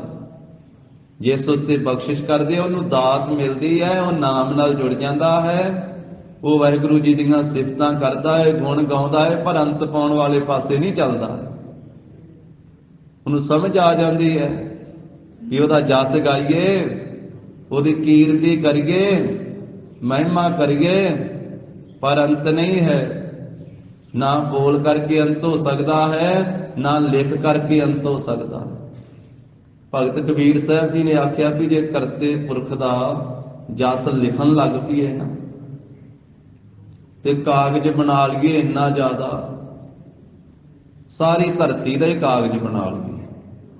ਜਿੱਡੀ ਵੱਡੀ ਧਰਤੀ ਹੈ ਨਾ, ਹੁਣ ਇੱਕ ਧਰਤੀ ਦੇ ਉੱਤੇ ਕਿੰਨੇ ਦੇਸ਼ ਬਣ ਜਾਂਦੇ ਆ। ਧਰਤੀ ਦਾ ਕੋਈ ਸਿਖਰ ਹੈ? ਵਿੱਚ ਸਮੁੰਦਰ ਆ ਜਾਂਦੇ, ਅਗਲੇ ਪਾਸੇ ਫੇਰ ਧਰਤੀ ਹੈ, ਅੱਗੇ ਫੇਰ ਸਮੁੰਦਰ ਹੈ, ਅੱਗੇ ਫੇਰ ਧਰਤੀ ਹੈ। ਇਹ ਜਿੰਨੀ ਧਰਤੀ ਹੈ ਨਾ, ਸਾਰੀ ਧਰਤੀ ਦਾ ਬਣਾਈਏ ਕਾਗਜ਼, ਤੇ 7 ਸਮੁੰਦਰ ਹੈ, ਤੇ 7 ਹੀ ਸਮੁੰਦਰਾਂ ਦੀ ਘੋਲ ਲਈਏ ਸ਼ਾਹੀ, ਤੇ ਜਿੰਨੀ ਧਰਤੀ ਦੇ ਉੱਤੇ ਸਾਰੀ ਸ੍ਰਿਸ਼ਟੀ ਦੇ ਵਿੱਚ ਬਨਸਪਤੀ ਹੈ, ਦਰਖਤ ਹਨ, ਇਹਨਾਂ ਸਾਰਿਆਂ ਦੀਆਂ ਹੀ ਕਲਮਾਂ ਕੱਢ ਲਈਏ, ਤੇ ਧਰਤੀ ਦੇ ਕਾਗਜ਼ ਉੱਤੇ ਸਾਰੀ ਬਨਸਪਤੀ ਦੀਆਂ ਕਲਮਾਂ ਦੇ ਨਾਲ 7 ਸਮੁੰਦਰਾਂ ਦੀ ਸ਼ਾਹੀ ਦੇ ਨਾਲ ਜਸ ਲਿਖਣ ਲੱਗ ਪਈਏ ਕਰਤਾ ਪੁਰਖ ਦਾ। ਤੇ ਲਿਖਦਿਆਂ ਸ਼ਾਹੀ ਮੁੱਕ ਜਾਣੀ, ਕਲਮਾਂ ਮੁੱਕ ਜਾਣੀਆਂ, ਧਰਤੀ ਸਾਰੀ ਦਾ ਕਾਗਜ਼ ਮੁੱਕ ਜਾਣਾ, ਤੇ ਕਰਤੇ ਦਾ ਜਸ ਨਹੀਂ ਲਿਖਿਆ ਜਾਣਾ। ਏਡਾ ਵੱਡਾ ਜਸ ਹੈ ਵਾਹਿਗੁਰੂ ਦਾ। ਕਬੀਰ ਸਾਤ ਸਮੁੰਦ ਹੈ ਮਸ ਕਰੋ, ਕਲਮ ਕਰੋ ਬਨ ਰਾਏ, ਬਸਦਾ ਕਾਗਦ ਜੋ ਕਰੋ, ਹਰ ਜਸ ਲਿਖਨ ਨਾ ਜਾਏ। ਉਹ ਐਸਾ ਪ੍ਰਭੂ ਹੈ, ਅਕਥ ਹੈ। ਮਹਾਰਾਜ ਕਹਿੰਦੇ ਪਿਆਰਿਓ ਸੰਤ ਜਨੋ, ਆਓ ਭਾਈ ਸਤ ਸੰਗਤ ਵਿੱਚ ਮਿਲੀਏ। ਜਿਸ ਦਾ ਬੇਅੰਤੀ ਜਸ ਹੈ, ਜਿਸ ਦੇ ਗੁਣ ਸਾਰੇ ਬਿਆਨ ਨਹੀਂ ਕੀਤੇ ਜਾ ਸਕਦੇ, ਜੋ ਕਥਨ ਤੋਂ ਰਹਿਤ ਹੈ। ਕਰੋੜਾਂ ਨੇ ਪਿੱਛੇ ਕਥਿਆ, ਉਹਨਾਂ ਤੋਂ ਵੀ ਨਹੀਂ ਕਥਿਆ ਗਿਆ। ਕਰੋੜਾਂ ਹੁਣ ਕਥਾ ਕਰ ਰਹੇ, ਉਹਨਾਂ ਤੋਂ ਵੀ ਨਹੀਂ ਸਾਰਾ ਕਥਿਆ ਜਾਣਾ। ਕਰੋੜਾਂ ਆਉਣ ਵਾਲੇ ਸਮੇਂ 'ਚ ਕਥਾ ਕਰਨਗੇ, ਉਹਨਾਂ ਤੋਂ ਵੀ ਨਹੀਂ ਕਥਿਆ ਜਾਣਾ। ਕਥਾ ਦਾ ਅੰਤ ਹੀ ਨਹੀਂ ਹੈ। ਕਥਾ ਬੇਅੰਤੀ ਬੇਅੰਤ ਹੈ ਵਾਹਿਗੁਰੂ ਜੀ ਦੀ। ਕਥਨਾ ਕਥੀ ਨਾ ਆਵੇ ਟੋਟ, ਕਥ ਕਥ ਕਥੀ ਕੋਟੀ ਕੋਟ ਕੋਟ। ਇਹ ਜਿਹੜਾ 3 ਵਾਰੀ ਆਇਆ ਨਾ ਪਦ, ਪਹਿਲਾਂ ਕੋਟੀ ਤੇ ਫਿਰ 2 ਵਾਰੀ ਕੋਟ ਕੋਟ। ਇਹ ਕੋਟੀ ਦਾ ਵੀ ਅਰਥ ਕਰੋੜਾਂ ਹੈ, ਤੇ ਕੋਟ ਕੋਟ ਦਾ ਅਰਥ ਵੀ ਕਰੋੜਾਂ ਕਰੋੜਾਂ ਹੈ। ਵੀ ਕਰੋੜਾਂ ਨੇ ਪਿੱਛੇ ਕਥਿਆ, ਕਰੋੜਾਂ ਹੁਣ ਕਥਾ ਕਰ ਰਹੇ ਆ, ਤੇ ਕਰੋੜਾਂ ਹੀ ਆਉਣ ਵਾਲੇ ਸਮੇਂ 'ਚ ਕਥਾ ਕਰਨਗੇ। ਪਰ ਧੰਨ ਗੁਰੂ ਨਾਨਕ ਸਾਹਿਬ ਮਹਾਰਾਜ ਕਹਿੰਦੇ ਵਾਹਿਗੁਰੂ ਜੀ ਦੀ ਕਥਾ ਦਾ ਨਾ ਆਵੇ ਟੋਟ। ਸਿਖਰ ਨਹੀਂ ਆਉਂਦਾ, ਘਾਟਾ ਨਹੀਂ ਆਉਂਦਾ, ਕਥਾ ਸਮਾਪਤ ਨਹੀਂ ਹੁੰਦੀ ਹੈ। ਬੇਅੰਤੀ ਬੇਅੰਤ ਹੈ। ਐਸਾ ਜੋ ਅਕਥ ਹੈ, ਕਹਿਣ ਕਥਨ ਤੋਂ ਪਰੇ ਹੈ, ਉਸ ਵਾਹਿਗੁਰੂ ਜੀ ਦੀ ਕਥਾ ਕਰੀਏ, ਉਸ ਦੇ ਜਸ ਕਰੀਏ। ਕਰਹਿ ਕਹਾਣੀ ਅਕਥ ਕੇਰੀ, ਕਰੀਏ ਕਥਾ ਉਸ ਅਕਥ ਵਾਹਿਗੁਰੂ ਜੀ ਦੀ। ਕਿਤ ਦੁਆਰੇ ਪਾਈਐ, ਤੇ ਇਹ ਵਿਚਾਰ ਕਰੀਏ ਵੀ ਕਿਸ ਦੁਆਰੇ, ਕਿਤ ਦੁਆਰੇ, ਕਿਹੜੇ ਦੁਆਰੇ ਤੇ ਉਸ ਦੀ ਪ੍ਰਾਪਤੀ ਹੋਵੇਗੀ। ਉਹ ਦੁਆਰਾ ਕਿਹੜਾ ਹੈ ਜਿਸ ਤੋਂ ਉਹ ਵਾਹਿਗੁਰੂ ਜੀ ਪਾਇਆ ਜਾਵੇਗਾ। ਕਿਉਂਕਿ ਦੁਆਰੇ ਤਾਂ ਅਨੇਕਾਂ ਸੰਸਾਰ ਵਿੱਚ ਬਣੇ ਹੋਏ ਆ, ਤੇ ਸਾਰੇ ਦੁਆਰਿਆਂ ਵਾਲੇ ਕਹਿੰਦੇ ਆ ਵੀ ਸਾਡੇ ਕੋਲੇ ਆ ਜਾਓ, ਅਸੀਂ ਤੁਹਾਨੂੰ ਮਿਲਾ ਦੇਵਾਂਗੇ ਵਾਹਿਗੁਰੂ ਜੀ ਦੇ ਨਾਲ। ਮਹਾਰਾਜ ਕਹਿੰਦੇ ਸਤ ਸੰਗਤ ਵਿੱਚ ਮਿਲ ਕਰਕੇ ਵਿਚਾਰੀਏ, ਕਿਤ ਦੁਆਰੇ ਪਾਈਏ, ਵੀ ਕਿਹੜੇ ਦੁਆਰੇ ਤੇ ਜਾ ਕਰਕੇ ਵਾਹਿਗੁਰੂ ਜੀ ਦੀ ਪ੍ਰਾਪਤੀ ਹੋ ਸਕਦੀ ਹੈ। ਦੁਆਰੇ ਤਾਂ ਅਨੇਕਾਂ ਹੀ ਬਣੇ ਹੋਏ ਆ, ਤੇ ਦੁਆਰਿਆਂ ਤੇ ਜਾਣ ਵਾਲਿਆਂ ਨੇ ਵੇਖਿਆ ਵੀ। ਭਾਈ ਭਗੀਰਥ ਚੌਧਰੀ ਮਲਸੀਆਂ ਦਾ, ਉਹ ਕਾਲੀ ਦੇਵੀ ਦੇ ਦੁਆਰੇ ਤੇ ਚਲੇ ਗਏ ਸਨ। ਬੜੀ ਭਾਵਨਾ ਨਾਲ ਕਾਲੀ ਦੇਵੀ ਦੀ ਸੇਵਾ ਕੀਤੀ ਸੀ, ਪੂਜਾ ਕੀਤੀ ਸੀ ਭਗੀਰਥ ਚੌਧਰੀ ਨੇ, ਤੇ ਖੁਸ਼ ਵੀ ਹੋ ਗਈ ਸੀ ਦੇਵੀ। ਲਿਖਿਆ ਇਤਿਹਾਸ ਵਿੱਚ, ਦਰਸ਼ਨ ਵੀ ਦੇ ਦਿੱਤਾ ਸੀ ਭਗੀਰਥ ਚੌਧਰੀ ਨੂੰ। ਉਹਨੇ ਆਖਿਆ ਮੰਗ ਭਗਤਾ ਕੀ ਮੰਗਦਾ? ਆਖਿਆ ਮਾਂ ਮੁਕਤੀ ਚਾਹੀਦੀ ਆ, ਮੁਕਤੀ ਦੇ ਦੇ। ਕਹਿੰਦੀ ਨਹੀਂ ਮੁਕਤੀ ਤਾਂ ਨਹੀਂ ਮੈਂ ਦੇ ਸਕਦੀ, ਜੋ ਕੁਝ ਮੇਰੇ ਕੋਲੇ ਆ ਉਹ ਦੇ ਸਕਦੀ ਆ, ਮੈਂ ਮੁਕਤੀ ਨਹੀਂ ਦੇ ਸਕਦੀ। ਕੋਈ ਪਦਾਰਥ ਮੰਗ ਲਾ ਉਹ ਦੇ ਦਿੰਦੀ, ਨਹੀਂ ਮੈਨੂੰ ਤਾਂ ਮੁਕਤੀ ਚਾਹੀਦੀ। ਉਹਨੇ ਕਿਹਾ ਮੁਕਤੀ ਲੈਣੀ ਆ ਫਿਰ ਤੈਨੂੰ ਸੁਲਤਾਨਪੁਰ ਲੋਧੀ ਦੀ ਧਰਤੀ ਤੇ ਜਾਣਾ ਪੈਣਾ। ਮੁਕਤੀ ਲੈਣੀ ਹੈ ਤੇ ਮੁਕਤੀ ਦਾ ਦਾਤਾ ਮੋਦੀ ਖਾਨੇ ਵਿੱਚ ਬਹਿ ਕਰਕੇ 13 ਤੋਲ ਰਿਹਾ ਹੈ। ਮੁਕਤੀ ਦੇ ਰਿਹਾ ਗੁਰੂ ਨਾਨਕ ਸਾਹਿਬ ਮਹਾਰਾਜ, ਉਹਨਾਂ ਕੋਲੇ ਚਲੇ ਜਾਓ ਮੁਕਤ ਕਰਨਗੇ। ਫਿਰ ਦੇਵੀ ਦਾ ਦੁਆਰਾ ਛੱਡ ਕਰਕੇ ਭਗੀਰਥ ਚੌਧਰੀ ਤੇ ਉਹ ਇੱਥੇ ਸੁਲਤਾਨਪੁਰ ਸਾਹਿਬ ਗੁਰਦੁਆਰਾ ਹੱਟ ਸਾਹਿਬ ਵਾਲੇ ਸਥਾਨ ਤੇ ਆਏ ਸਨ। ਮਹਾਰਾਜ ਦੇ ਮੋਦੀ ਖਾਨੇ 'ਚ ਆ ਕੇ ਦਰਸ਼ਨ ਕੀਤੇ ਸੀ, ਤੇ ਸਤਿਗੁਰੂ ਜੀ ਨੇ ਜਿਸ ਵੇਲੇ ਆ ਕੇ ਨਮਸਕਾਰ ਕੀਤੇ ਨਾ, ਤੇ ਮਹਾਰਾਜ ਨੇ ਆਖਿਆ ਆ ਗਿਆ ਦੇਵੀ ਦੇ ਸੇਵਕਾ, ਦੇਵੀ ਦੇ ਪੁਜਾਰੀਆ, ਅੰਤਰਜਾਮੀ ਸਤਿਗੁਰੂ। ਫਿਰ ਬੇਨਤੀ ਕੀਤੀ ਮਹਾਰਾਜ ਕਿਰਪਾ ਕਰੋ, ਸੇਵਾ ਬਖਸ਼ੋ, ਮੁਕਤੀ ਦਿਓ, ਬੰਧਨ ਕੱਟੋ। ਤੇ ਧੰਨ ਗੁਰੂ ਨਾਨਕ ਸਾਹਿਬ ਮਹਾਰਾਜ ਨੇ ਫਿਰ ਸੇਵਾ ਬਖਸ਼ਿਸ਼ ਕੀਤੀ। फिर अपनी सिੱਖੀ बख्शिश की, फिर गुरु की सिੱਖੀ ਦੇ ਉੱਤੇ ਪਹਿਰਾ ਦਿੱਤਾ ਭਾਈ ਭਗੀਰਥ ਜੀ ਨੇ। हर रोज ਅੰਮ੍ਰਿਤ ਵੇਲੇ ਇਸ਼ਨਾਨ ਕਰਨਾ, ਨਾਮ ਜਪਣਾ, ਗੁਰਬਾਣੀ ਪੜ੍ਹਨੀ, ਗੁਰੂ ਸਾਹਿਬ ਜੀ ਦੀ ਸੇਵਾ ਕਰਨੀ ਤੇ ਮਹਾਰਾਜ ਸਾਹਿਬ ਵਾਸਤੇ ਦਾਤਨ ਲੈ ਕੇ ਆਉਣੇ। ਗਰੀਬ ਨਵਾਜ ਸਾਹਿਬ ਜੀ ਨੂੰ ਦਾਤਨ ਭੇਟ ਕਰਨੀ ਲਿਆ ਕੇ ਅੰਮ੍ਰਿਤ ਵੇਲੇ। ਸਤਿਗੁਰੂ ਜੀ ਨੇ ਦਾਤਨ ਕਰਨੀ, ਫਿਰ ਇਸ਼ਨਾਨ ਕਰਨਾ ਤੇ ਕਲਿਆਣ ਕਰ ਦਿੱਤੀ ਦਰਸ਼ਨ ਦੇ ਕਰਕੇ। ਪੂਰੇ ਗੁਰੂ ਜੀ ਦਾ ਤਾਂ ਦਰਸ਼ਨ ਹੀ ਮੁਕਤੀ ਦੇ ਦਿੰਦਾ ਹੈ। ਜਨਮ ਮਰਨ ਕੱਟ ਦਿੰਦੇ। ਆਪਾਂ ਰੋਜ਼ ਬਚਨ ਪੜ੍ਹਦੇ ਨਾ, ਸੋ ਕਹੋ ਟਲ ਗੁਰ ਸੇਵੀਐ, ਅਹਨਿਸ ਸਹਿਜ ਸੁਭਾਏ, ਦਰਸ਼ਨ ਪਰਸਿਐ ਗੁਰੂ ਕੈ, ਜਨਮ ਮਰਨ ਦੁੱਖ ਜਾਏ। ਗੁਰੂ ਕਾ ਦਰਸ਼ਨ ਕਰਨ ਦੇ ਨਾਲ ਹੀ ਜਨਮ ਤੇ ਮਰਨ ਦਾ ਦੁੱਖ ਚਲੇ ਜਾਂਦਾ। ਪਰ ਹੋਰ ਵੀ ਮਾਰਗ ਰੱਖਿਆ ਮਹਾਰਾਜ ਸਾਹਿਬ ਜੀ ਨੇ ਜੀਵਾਂ ਦੀ ਕਲਿਆਣ ਦਾ। ਦੁਆਰੇ ਅਨੇਕਾਂ ਹਨ ਸੰਸਾਰ ਦੇ ਵਿੱਚ, ਜਿਹੜੇ ਭੱਟ ਸਾਹਿਬਾਨ ਗੁਰੂ ਸਾਹਿਬ ਜੀ ਦੀ ਸ਼ਰਨ ਵਿੱਚ ਆ ਕੇ ਪਏ ਸੀ ਨਾ, ਪਹਿਲਾਂ 1 ਸਾਲ ਉਹਨਾਂ ਨੇ ਕਈ ਦੁਆਰਿਆਂ ਤੇ ਜਾਣਾ ਕੀਤਾ ਸੀ। 1 ਸਾਲ ਪੂਰਾ ਕਈਆਂ ਥਾਵਾਂ ਤੇ ਗਏ ਸੀ। ਮਹਾਰਾਜ ਸਾਹਿਬ ਜੀ ਦੇ ਚਰਨਾਂ ਵਿੱਚ ਪਹੁੰਚ ਕੇ ਪੰਚਮ ਪਾਤਸ਼ਾਹ ਦੇ ਚਰਨਾਂ 'ਚ ਫਿਰ ਬੇਨਤੀ ਕੀਤੀ ਸੀ, ਮਹਾਰਾਜ ਅਸੀਂ ਸੰਤ ਲੱਭਦੇ ਰਹੇ ਸੰਸਾਰ ਦੇ ਵਿੱਚ, ਕੋਈ ਪ੍ਰਭੂ ਦਾ ਪਿਆਰਾ ਸਾਨੂੰ ਮਿਲ ਜਾਵੇ, ਸਾਡੇ ਬੰਧਨ ਕੱਟ ਦੇਵੇ। ਰਹਿਓ ਸੰਤ ਹੋ ਟੋਲ, ਸਾਧ ਬਹੁ ਤੇਰੇ ਡਿੱਠੇ। ਬਹੁਤ ਸਾਧੂ ਵੇਖੇ। 1 ਸਾਲ ਬਰਸ ਏਕ ਹੋ ਫਿਰਿਓ, ਕਿਨੇ ਨਹੁ ਪਰਚੋ ਲਾਇਓ। 1 ਸਾਲ ਮਹਾਰਾਜ ਫਿਰਦੇ ਰਹੇ ਆ, ਪਰ ਗੱਲਾਂ ਬਾਤਾਂ ਬਹੁਤ ਸੁਣੀਆਂ, ਪਰ ਮਹਾਰਾਜ ਮਨ ਦੀ ਤਸੱਲੀ ਨਹੀਂ ਹੋਈ। कहते है कहती सुनी, रहत को खुशी ना आयो। ਜਦੋਂ ਰਹਿਤ ਵੇਨੇ ਸਾਂ ਤੇ ਕਹਿਣ ਵਾਲੀਆਂ ਗੱਲਾਂ ਹੋਰ ਹੁੰਦੀਆਂ ਸੀ ਤੇ ਨਿੱਜੀ ਜੀਵਨ ਹੋਰ ਹੁੰਦਾ ਸੀ, ਰਹਿਣੀ ਹੋਰ ਹੁੰਦੀ ਸੀ। ਫਿਰ ਮਨ ਖੁਸ਼ ਨਾ ਹੋਇਆ ਵੀ ਇਹ ਕਹਿਣ ਵਾਲੇ ਆ, ਇਹਨਾਂ ਦੀ ਰਹਿਣੀ ਹੋਰ ਵਾ। ਤੇ ਹੁਣ ਆਪ ਜੀ ਦੀ ਚਰਨ ਸ਼ਰਨ ਵਿੱਚ ਆਏ ਆ ਤੇ ਤੁਸੀਂ ਕਿਰਪਾ ਕਰੋ।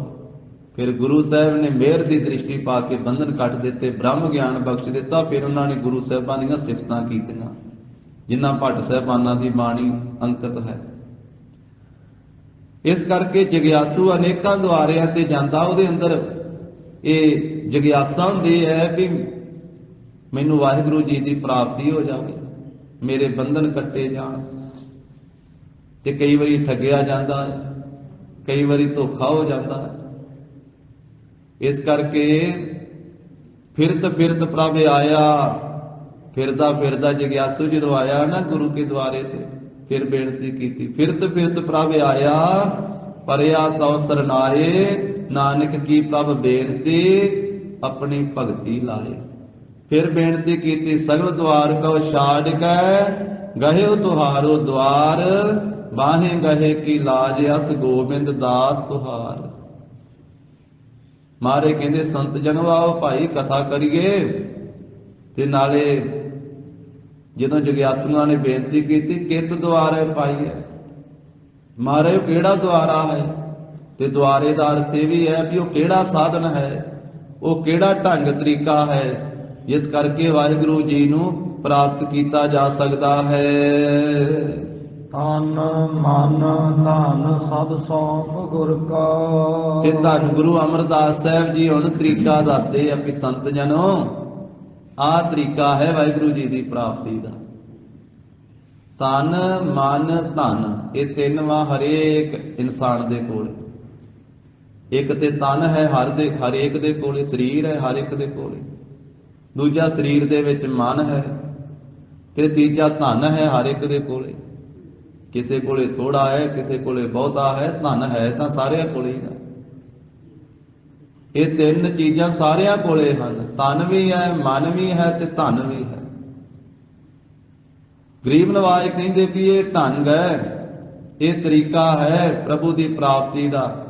ਜੋ ਤਨ ਮਨ ਧਨ ਹੈ ਨਾ, ਤੇ ਸਭ ਕੁਝ ਸਭ ਸੌਂਪ ਗੁਰ ਕੋ। ਇਹ ਤਿੰਨੇ ਹੀ ਵਸਤੂਆਂ, ਇਹ ਤਿੰਨੇ ਹੀ ਸਾਰਾ ਕੁਝ ਗੁਰੂ ਸਾਹਿਬ ਜੀ ਨੂੰ ਸੌਂਪ ਦਿੱਤਾ ਜਾਵੇ, ਗੁਰੂ ਸਾਹਿਬ ਜੀ ਨੂੰ ਭੇਟ ਕੀਤਾ ਜਾਵੇ। ਹੁਕਮ ਮੰਨਿਐ ਪਾਈਐ। ਤੇ ਸੌਂਪ ਕੇ ਗੁਰੂ ਸਾਹਿਬ ਜੀ ਨੂੰ ਤਨ ਮਨ ਧਨ ਸਭ ਕੁਝ, ਤੇ ਫਿਰ ਗੁਰੂ ਸਾਹਿਬ ਜੀ ਦਾ ਹੁਕਮ ਮੰਨਿਆ ਜਾਵੇ। ਜਦੋਂ ਸਾਰਾ ਕੁਝ ਗੁਰੂ ਸਾਹਿਬ ਜੀ ਨੂੰ ਸੌਂਪ ਕੇ ਗੁਰੂ ਦਾ ਹੁਕਮ ਮੰਨਿਆ ਜਾਵੇਗਾ ਨਾ, ਪਾਈਐ, ਫਿਰ ਪ੍ਰਾਪਤੀ ਹੋਵੇਗੀ ਵਾਹਿਗੁਰੂ ਜੀ। ਗੁਰੂ ਸਾਹਿਬ ਤਾਂ ਦਾਤੇ ਆ, ਫਿਰ ਕੀ ਗੁਰੂ ਸਾਹਿਬ ਜੀ ਨੂੰ ਵੀ ਤਨ ਚਾਹੀਦਾ ਹੈ, ਮਨ ਚਾਹੀਦਾ ਹੈ ਜਾਂ ਧਨ ਚਾਹੀਦਾ ਹੈ?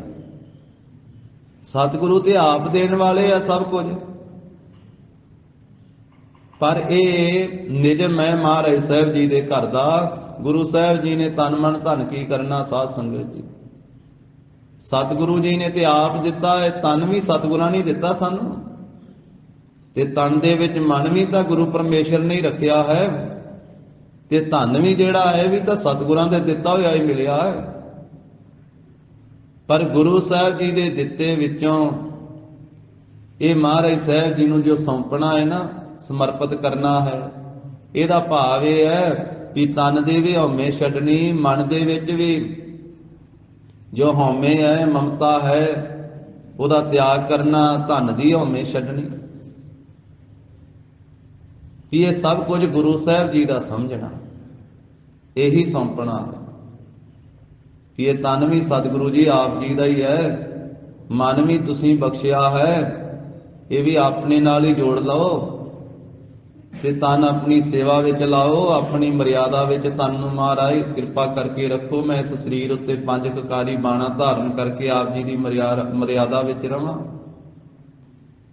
ਤੇ ਧਨ ਵੀ ਆਪ ਜੀ ਦਾ ਦਿੱਤਾ ਹੋਇਆ ਹੈ, ਆਪ ਜੀ ਦੀ ਸੇਵਾ ਦੇ ਵਿੱਚ ਲਾਵਾਂ। ਤੋ ਗੁਰੂ ਸਾਹਿਬ ਜੀ ਦਾ ਸਮਝਣਾ, ਔਰ ਗੁਰਸਿੱਖ ਗੁਰੂ ਸਾਹਿਬ ਜੀ ਨੂੰ ਸੌਂਪਦੇ ਵੀ ਰਹੇ ਹਨ ਸਾਰਾ ਕੁਝ। ਜਦੋਂ ਮਹਾਰਾਜ ਸਾਹਿਬ ਜੀ ਨੇ ਸਿਰ ਮੰਗੇ ਤਾਂ ਸਿਰ ਭੇਟ ਕਰ ਦਿੱਤੇ, ਸਿਰ ਲੈ ਕਰਕੇ ਫਿਰ ਸਿੱਖੀ ਦਿੱਤੀ ਗੁਰੂ ਸਾਹਿਬ ਜੀ ਨੇ, ਸਿਰ ਲੈ ਕੇ ਦਿੱਤੀ। ਕਲਗੀਧਰ ਪਾਤਸ਼ਾਹ ਨੇ ਸਿੱਖੀ 5 ਪਿਆਰਿਆਂ ਦੇ ਸਿਰ ਲਏ ਸੀ। ਸਤਿਗੁਰੇ ਆਗੇ ਸੀਸ ਭੇਟ ਦਿਓ। ਤੇ ਹੁਣ ਅਸੀਂ ਕਿਵੇਂ ਸਿਰ ਮਹਾਰਾਜ ਨੂੰ ਭੇਟ ਕਰਨਾ ਹੈ? ਹੁਣ ਸਾਰਿਆਂ ਨੇ ਸਿਰ ਵੱਢ ਕੇ ਤਾਂ ਦੇਣਾ ਹੀ ਨਹੀਂ ਹੈ। 5 ਦੇ ਸਿਰ ਮਹਾਰਾਜ ਨੇ ਝਟਕਾਏ ਸੀ, ਵੱਢੇ ਸੀ, ਫਿਰ ਸਿੱਖੀ ਦਿੱਤੀ ਸੀ, ਮੁਰਦਿਆਂ ਨੂੰ ਸੁਰਜੀਤ ਕੀਤਾ ਸੀ। ਹੁਣ ਹਰ ਇੱਕ ਸਿੱਖ ਕਿਵੇਂ ਆਪਣਾ ਸਿਰ ਮਹਾਰਾਜ ਨੂੰ ਭੇਟ ਕਰੇਗਾ? ਜਦੋਂ ਅਸੀਂ ਗੁਰੂ ਕੇ ਚਰਨਾਂ ਵਿੱਚ ਨਮਸਕਾਰ ਕਰਦੇ ਹਾਂ, ਮੱਥਾ ਟੇਕਦੇ ਹਾਂ, ਆਪਣੀ ਹਉਮੈ ਨੂੰ ਛੱਡਣਾ, ਆਪਣੇ ਖਿਆਲਾਂ ਨੂੰ ਛੱਡਣਾ, ਆਪਣੀ ਮੱਤ ਨੂੰ ਛੱਡਣਾ ਤੇ ਗੁਰੂ ਦੀ ਮੱਤ ਲੈਣੀ, ਇਹੀ ਸਿਰ ਭੇਟ ਕਰਨਾ ਹੈ ਸਾਰਿਆਂ ਵਾਸਤੇ। ਵੀ ਮਹਾਰਾਜ ਇਸ ਸਿਰ ਵਿੱਚ ਜਿਹੜੀ ਅਕਲ ਪਾਈ ਹੈ, ਤੁਸੀਂ ਦਿਮਾਗ ਪਾਇਆ ਹੈ, ਇਹਦੇ ਵਿੱਚ ਹੁਣ ਮੇਰੀ ਮਰਜ਼ੀ ਨਾ ਚੱਲੇ, ਇਹਦੇ ਵਿੱਚ ਸਤਿਗੁਰੂ ਜੋ ਆਪ ਜੀ ਨੇ ਇਹ ਧੁਰ ਕੀ ਬਾਣੀ ਦੁਆਰਾ ਏਡਾ ਵੱਡਾ ਗਿਆਨ ਬਖਸ਼ਿਆ ਹੈ, ਕਿਰਪਾ ਕਰਕੇ ਇਹਨੂੰ ਮੇਰੀ ਅਕਲ ਵਿੱਚ, ਮੇਰੇ ਦਿਮਾਗ ਵਿੱਚ ਪਾ ਦਿਓ। ਇਹ ਸਿਰ ਮੈਂ ਆਪ ਜੀ ਦੇ ਚਰਨਾਂ ਵਿੱਚ ਭੇਟ ਕਰਦਾ ਵਾਂ। ਮਨ ਦੀ ਮੱਤ ਦੂਰ ਹੋਵੇ ਤੇ ਗੁਰੂ ਸਾਹਿਬ ਆਪ ਜੀ ਦੀ ਮੱਤ ਮੈਨੂੰ ਪ੍ਰਾਪਤ ਹੋਵੇ। ਮਨ ਕੀ ਮੱਤ ਤਿਆਗਹੁ ਹਰਿ ਜਨ, ਇਹਾ ਬਾਤ ਕਠੈਨੀ, ਪਰ ਹੈ ਕਠਿਨ ਗੱਲ। ਮਨ ਦੀ ਮੱਤ ਛੱਡਣੀ, ਗੁਰੂ ਦੀ ਮੱਤ ਲੈਣੀ। ਰਾਜੇ ਜਨਕ ਨੇ ਆਖਿਆ ਕੋਈ ਮੈਨੂੰ ਬ੍ਰਹਮ ਗਿਆਨ ਕਰਾਵੇ, ਬ੍ਰਹਮ ਗਿਆਨ ਦਵੇ। ਉਂਝ ਤਰੀਕਾ ਗਲਤ ਸੀਗਾ, ਧੱਕੇ ਨਾਲ ਲੈਣਾ ਚਾਹੁੰਦਾ ਸੀ। ਧੱਕੇ ਨਾਲ ਥੋੜਾ ਇਹ ਦਾਤਾਂ ਮਿਲਦੀਆਂ, ਜ਼ੋਰ ਦੇ ਨਾਲ। ਵੀ ਜੇ ਕੋਈ ਰਾਜਾ ਵਾ ਤੇ ਉਹ ਰੱਬ ਨੂੰ ਮੁੱਲ ਖਰੀਦ ਸਕਦਾ? ਜੇ ਤਾਂ ਇਸ ਤਰ੍ਹਾਂ ਮਿਲਦਾ ਹੋਵੇ ਫਿਰ ਤਾਂ ਰਾਜਿਆਂ ਦੇ ਘਰੇ ਹੋਵੇ ਨਾ ਰੱਬ, ਧੱਕੇ ਨਾਲ ਹੀ ਮਿਲਦਾ ਹੋਵੇ ਇਹ ਦਾਤਾਂ। ਉਹ ਜ਼ਬਰਦਸਤੀ ਕਰਨ ਲੱਗਾ, ਉਹਨੇ ਸਾਧੂ ਇਕੱਠੇ ਕਰ ਲਏ, ਧਰਮਾਤਮਾ ਲੋਕ ਇਕੱਠੇ ਕਰ ਲਏ। ਕਹਿੰਦਾ ਤੁਸੀਂ ਆਪਣੇ ਆਪ ਨੂੰ ਰਿਖੀ ਕਹਾਉਂਦੇ ਹੋ, ਮੁਨੀ ਕਹਾਉਂਦੇ ਹੋ, ਸਾਧੂ ਕਹਾਉਂਦੇ ਹੋ, ਮਹਾਤਮਾ ਕਹਾਉਂਦੇ ਹੋ, ਮੈਨੂੰ ਬ੍ਰਹਮ ਗਿਆਨ ਦਿਓ। ਇੰਨੇ ਚਿਰ ਚ ਦਿਓ ਜਿੰਨੇ ਚਿਰ ਦੇ ਵਿੱਚ ਮੈਂ ਘੋੜੇ ਦੀ ਰਕਾਬ 'ਚ ਪੈਰ ਰੱਖ ਕੇ ਘੋੜੇ ਤੇ ਸਵਾਰ ਹੋਵਾਂ। ਇੰਨੇ ਚਿਰ ਚ ਮੈਨੂੰ ਬ੍ਰਹਮ ਗਿਆਨ ਦਿਓ। ਸੈਂਕੜਿਆਂ ਦੇ ਹਿਸਾਬ ਦੇ ਨਾਲ ਉਹਨੇ ਸਾਧੂ ਇਕੱਠੇ ਕੀਤੇ ਤੇ ਉਹਦੇ ਮਨ ਦੀ ਤਸੱਲੀ ਨਾ ਹੋਵੇ, ਕੈਦ ਵਿੱਚ ਪਾਈ ਜਾਵੇ। ਕਿ ਕੋਈ ਮੈਨੂੰ ਬ੍ਰਹਮ ਗਿਆਨ ਨਹੀਂ ਦਿੰਦਾ। ਕਰਦਾ ਤੇ ਜ਼ਬਰਦਸਤੀ ਸੀ, ਇਹ ਤਾਂ ਨਿਮਰਤਾ ਦੇ ਨਾਲ ਬੇਨਤੀ ਕਰਕੇ, ਕੋਈ ਕੁਝ ਸਮਾਂ ਸੇਵਾ ਸਿਮਰਨ ਕਰਕੇ ਫਿਰ ਮਿਲਦੀਆਂ ਦਾਤਾ। ਆਖਿਰਕਾਰ ਫਿਰ ਅਸ਼ਟਾਵਕਰ ਜੀ ਮਹਾਂਪੁਰਖ ਨੂੰ ਪਤਾ ਲੱਗਾ, ਉਹ ਬ੍ਰਹਮ ਗਿਆਨੀ ਮਹਾਂਪੁਰਖ ਸੀ ਅਸ਼ਟਾਵਕਰ। ਉਹ ਵੀ ਚੱਲ ਕੇ ਆਏ। ਜਦੋਂ ਪਤਾ ਲੱਗਾ ਵੀ ਕਈ ਸਾਧੂ ਕੈਦ ਵਿੱਚ ਪਾ ਦਿੱਤੇ ਆ, ਤੇ ਰਾਜੇ ਨੇ ਆਖਿਆ ਵੀ ਮੈਨੂੰ ਕੋਈ ਬ੍ਰਹਮ ਗਿਆਨ ਦੇਵੇ, ਤੇ ਬੜਾ ਜ਼ੁਲਮ ਕਰ ਰਿਹਾ ਸਾਧੂਆਂ ਦੇ ਉੱਤੇ। ਫਿਰ ਉਹ ਮਹਾਂਪੁਰਖ ਸਭਾ ਵਿੱਚ ਚੱਲ ਕੇ ਜਦੋਂ ਆਏ ਨਾ ਰਾਜੇ ਜਨਕ ਦੇ, ਤੇ ਦੋਵਾਂ ਪਾਸੇ ਵਜ਼ੀਰ ਮੰਤਰੀ ਅਹਿਲਕਾਰ ਬੈਠੇ ਹੋਏ ਸੀ, ਤੇ ਉਹ ਅਸ਼ਟਾਵਕਰ ਉਸ ਮਹਾਂਪੁਰਖ ਦਾ ਨਾਮ ਹੀ ਤਾਂ ਸੀ, ਉਹਦੇ ਸਰੀਰ ਵਿੱਚ 8 ਵਾਲ ਪੈਂਦੇ ਸੀ। 8 ਤਰੀਕਿਆਂ ਨਾਲ ਸਰੀਰ ਵਿੰਗਾ ਸੀਗਾ, ਸਰੀਰ ਜਿਹੜਾ ਸੀ। ਅਸ਼ਟ ਕਹਿੰਦੇ 8 ਨੂੰ, ਤੇ ਵਕਰ ਕਹਿੰਦੇ ਆ ਵਲਾਂ ਨੂੰ।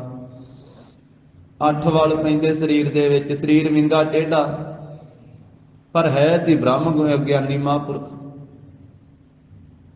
ਜਦੋਂ ਸਭਾ ਵਿੱਚ ਗਏ, ਉਹ ਵਿੰਗਾ ਟੇਢਾ ਜਿਹਾ ਸਰੀਰ ਫਿਰ ਜਿਸ ਤਰ੍ਹਾਂ ਦਾ ਸੀ ਉਂਝ ਹੀ ਜਾਣਾ ਸੀ ਨਾ।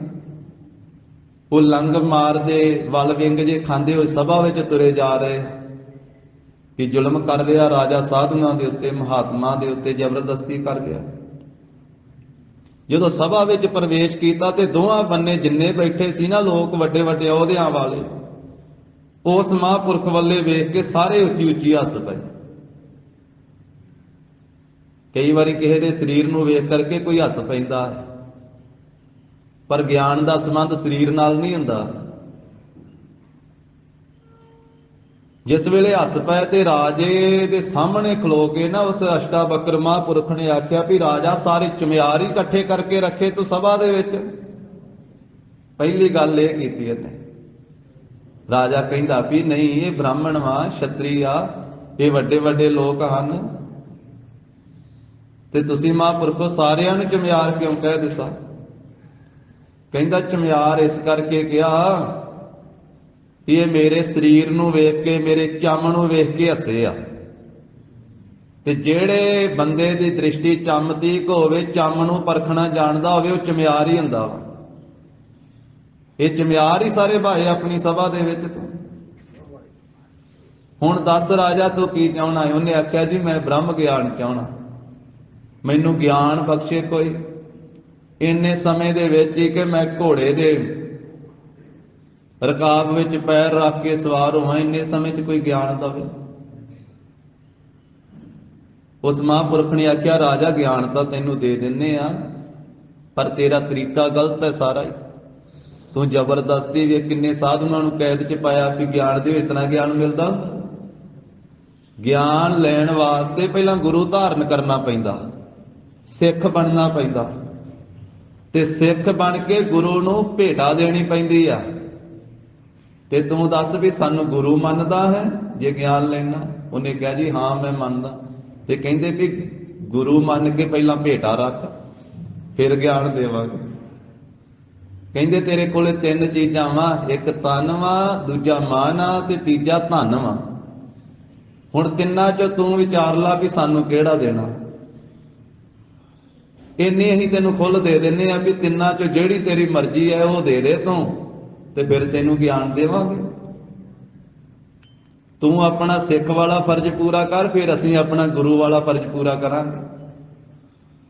ਉਹਨੇ ਕਿਹਾ ਜੀ ਮੈਂ ਸਲਾਹ ਕਰ ਲਵਾਂ ਰਾਣੀਆਂ ਦੇ ਨਾਲ। ਉਹ 8 ਵਾਲਾਂ ਵਾਲੇ ਮਹਾਂਪੁਰਖ ਨੇ ਉਹਨੂੰ ਚੱਕਰ 'ਚ ਪਾ ਦਿੱਤਾ, ਸੋਚਣ ਨੂੰ ਮਜਬੂਰ ਕਰ ਦਿੱਤਾ। ਜਿਹਦੇ ਸਰੀਰ ਵੱਲੇ ਵੇਖ ਕੇ ਹੱਸੇ ਸੀ ਸਾਰੇ ਸਭਾ ਦੇ ਲੋਕ। ਉਹ ਰਾਣੀਆਂ ਕੋਲੇ ਗਿਆ, ਕਹਿੰਦਾ ਵੀ ਇੱਕ ਮਹਾਂਪੁਰਖ ਆਇਆ ਵਾ, ਉਹਦੇ ਸਰੀਰ ਨੂੰ ਵਲ ਤਾਂ 8 ਪੈਂਦੇ ਆ, ਪਰ ਉਹ ਬ੍ਰਹਮ ਗਿਆਨ ਉਹਨੇ ਆਖਿਆ ਮੈਂ ਦੇ ਦੂੰਗਾ ਤੈਨੂੰ ਰਾਜਾ,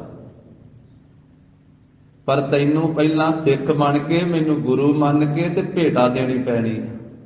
ਤੇ ਤਿੰਨਾਂ ਚੀਜ਼ਾਂ ਤੋਂ ਦੱਸ ਕਿਹੜੀ ਭੇਟਾ ਮੈਨੂੰ ਦੇਣਾ? ਧਨ ਦੇਣਾ ਵਾ, ਮਨ ਦੇਣਾ ਕਿ ਧਨ ਦੇਣਾ? ਤੁਸੀਂ ਦੱਸੋ ਰਾਣੀਓ ਕੀ ਕੀਤਾ ਜਾਵੇ?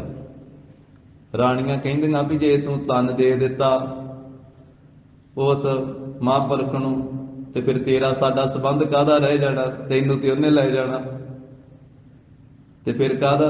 ਤੇ ਜੇ ਧਨ ਦੇ ਦਿੱਤਾ ਤੇ ਆਪਾਂ ਰਾਜੇ ਕਾਹਦੇ ਰਹਿ ਜਾਣਾ? ਫਿਰ ਧਨ 'ਚ ਸਾਰਾ ਰਾਜ ਭਾਗ ਲੈ ਕੇ ਗਾਂ ਜਾਊਗਾ।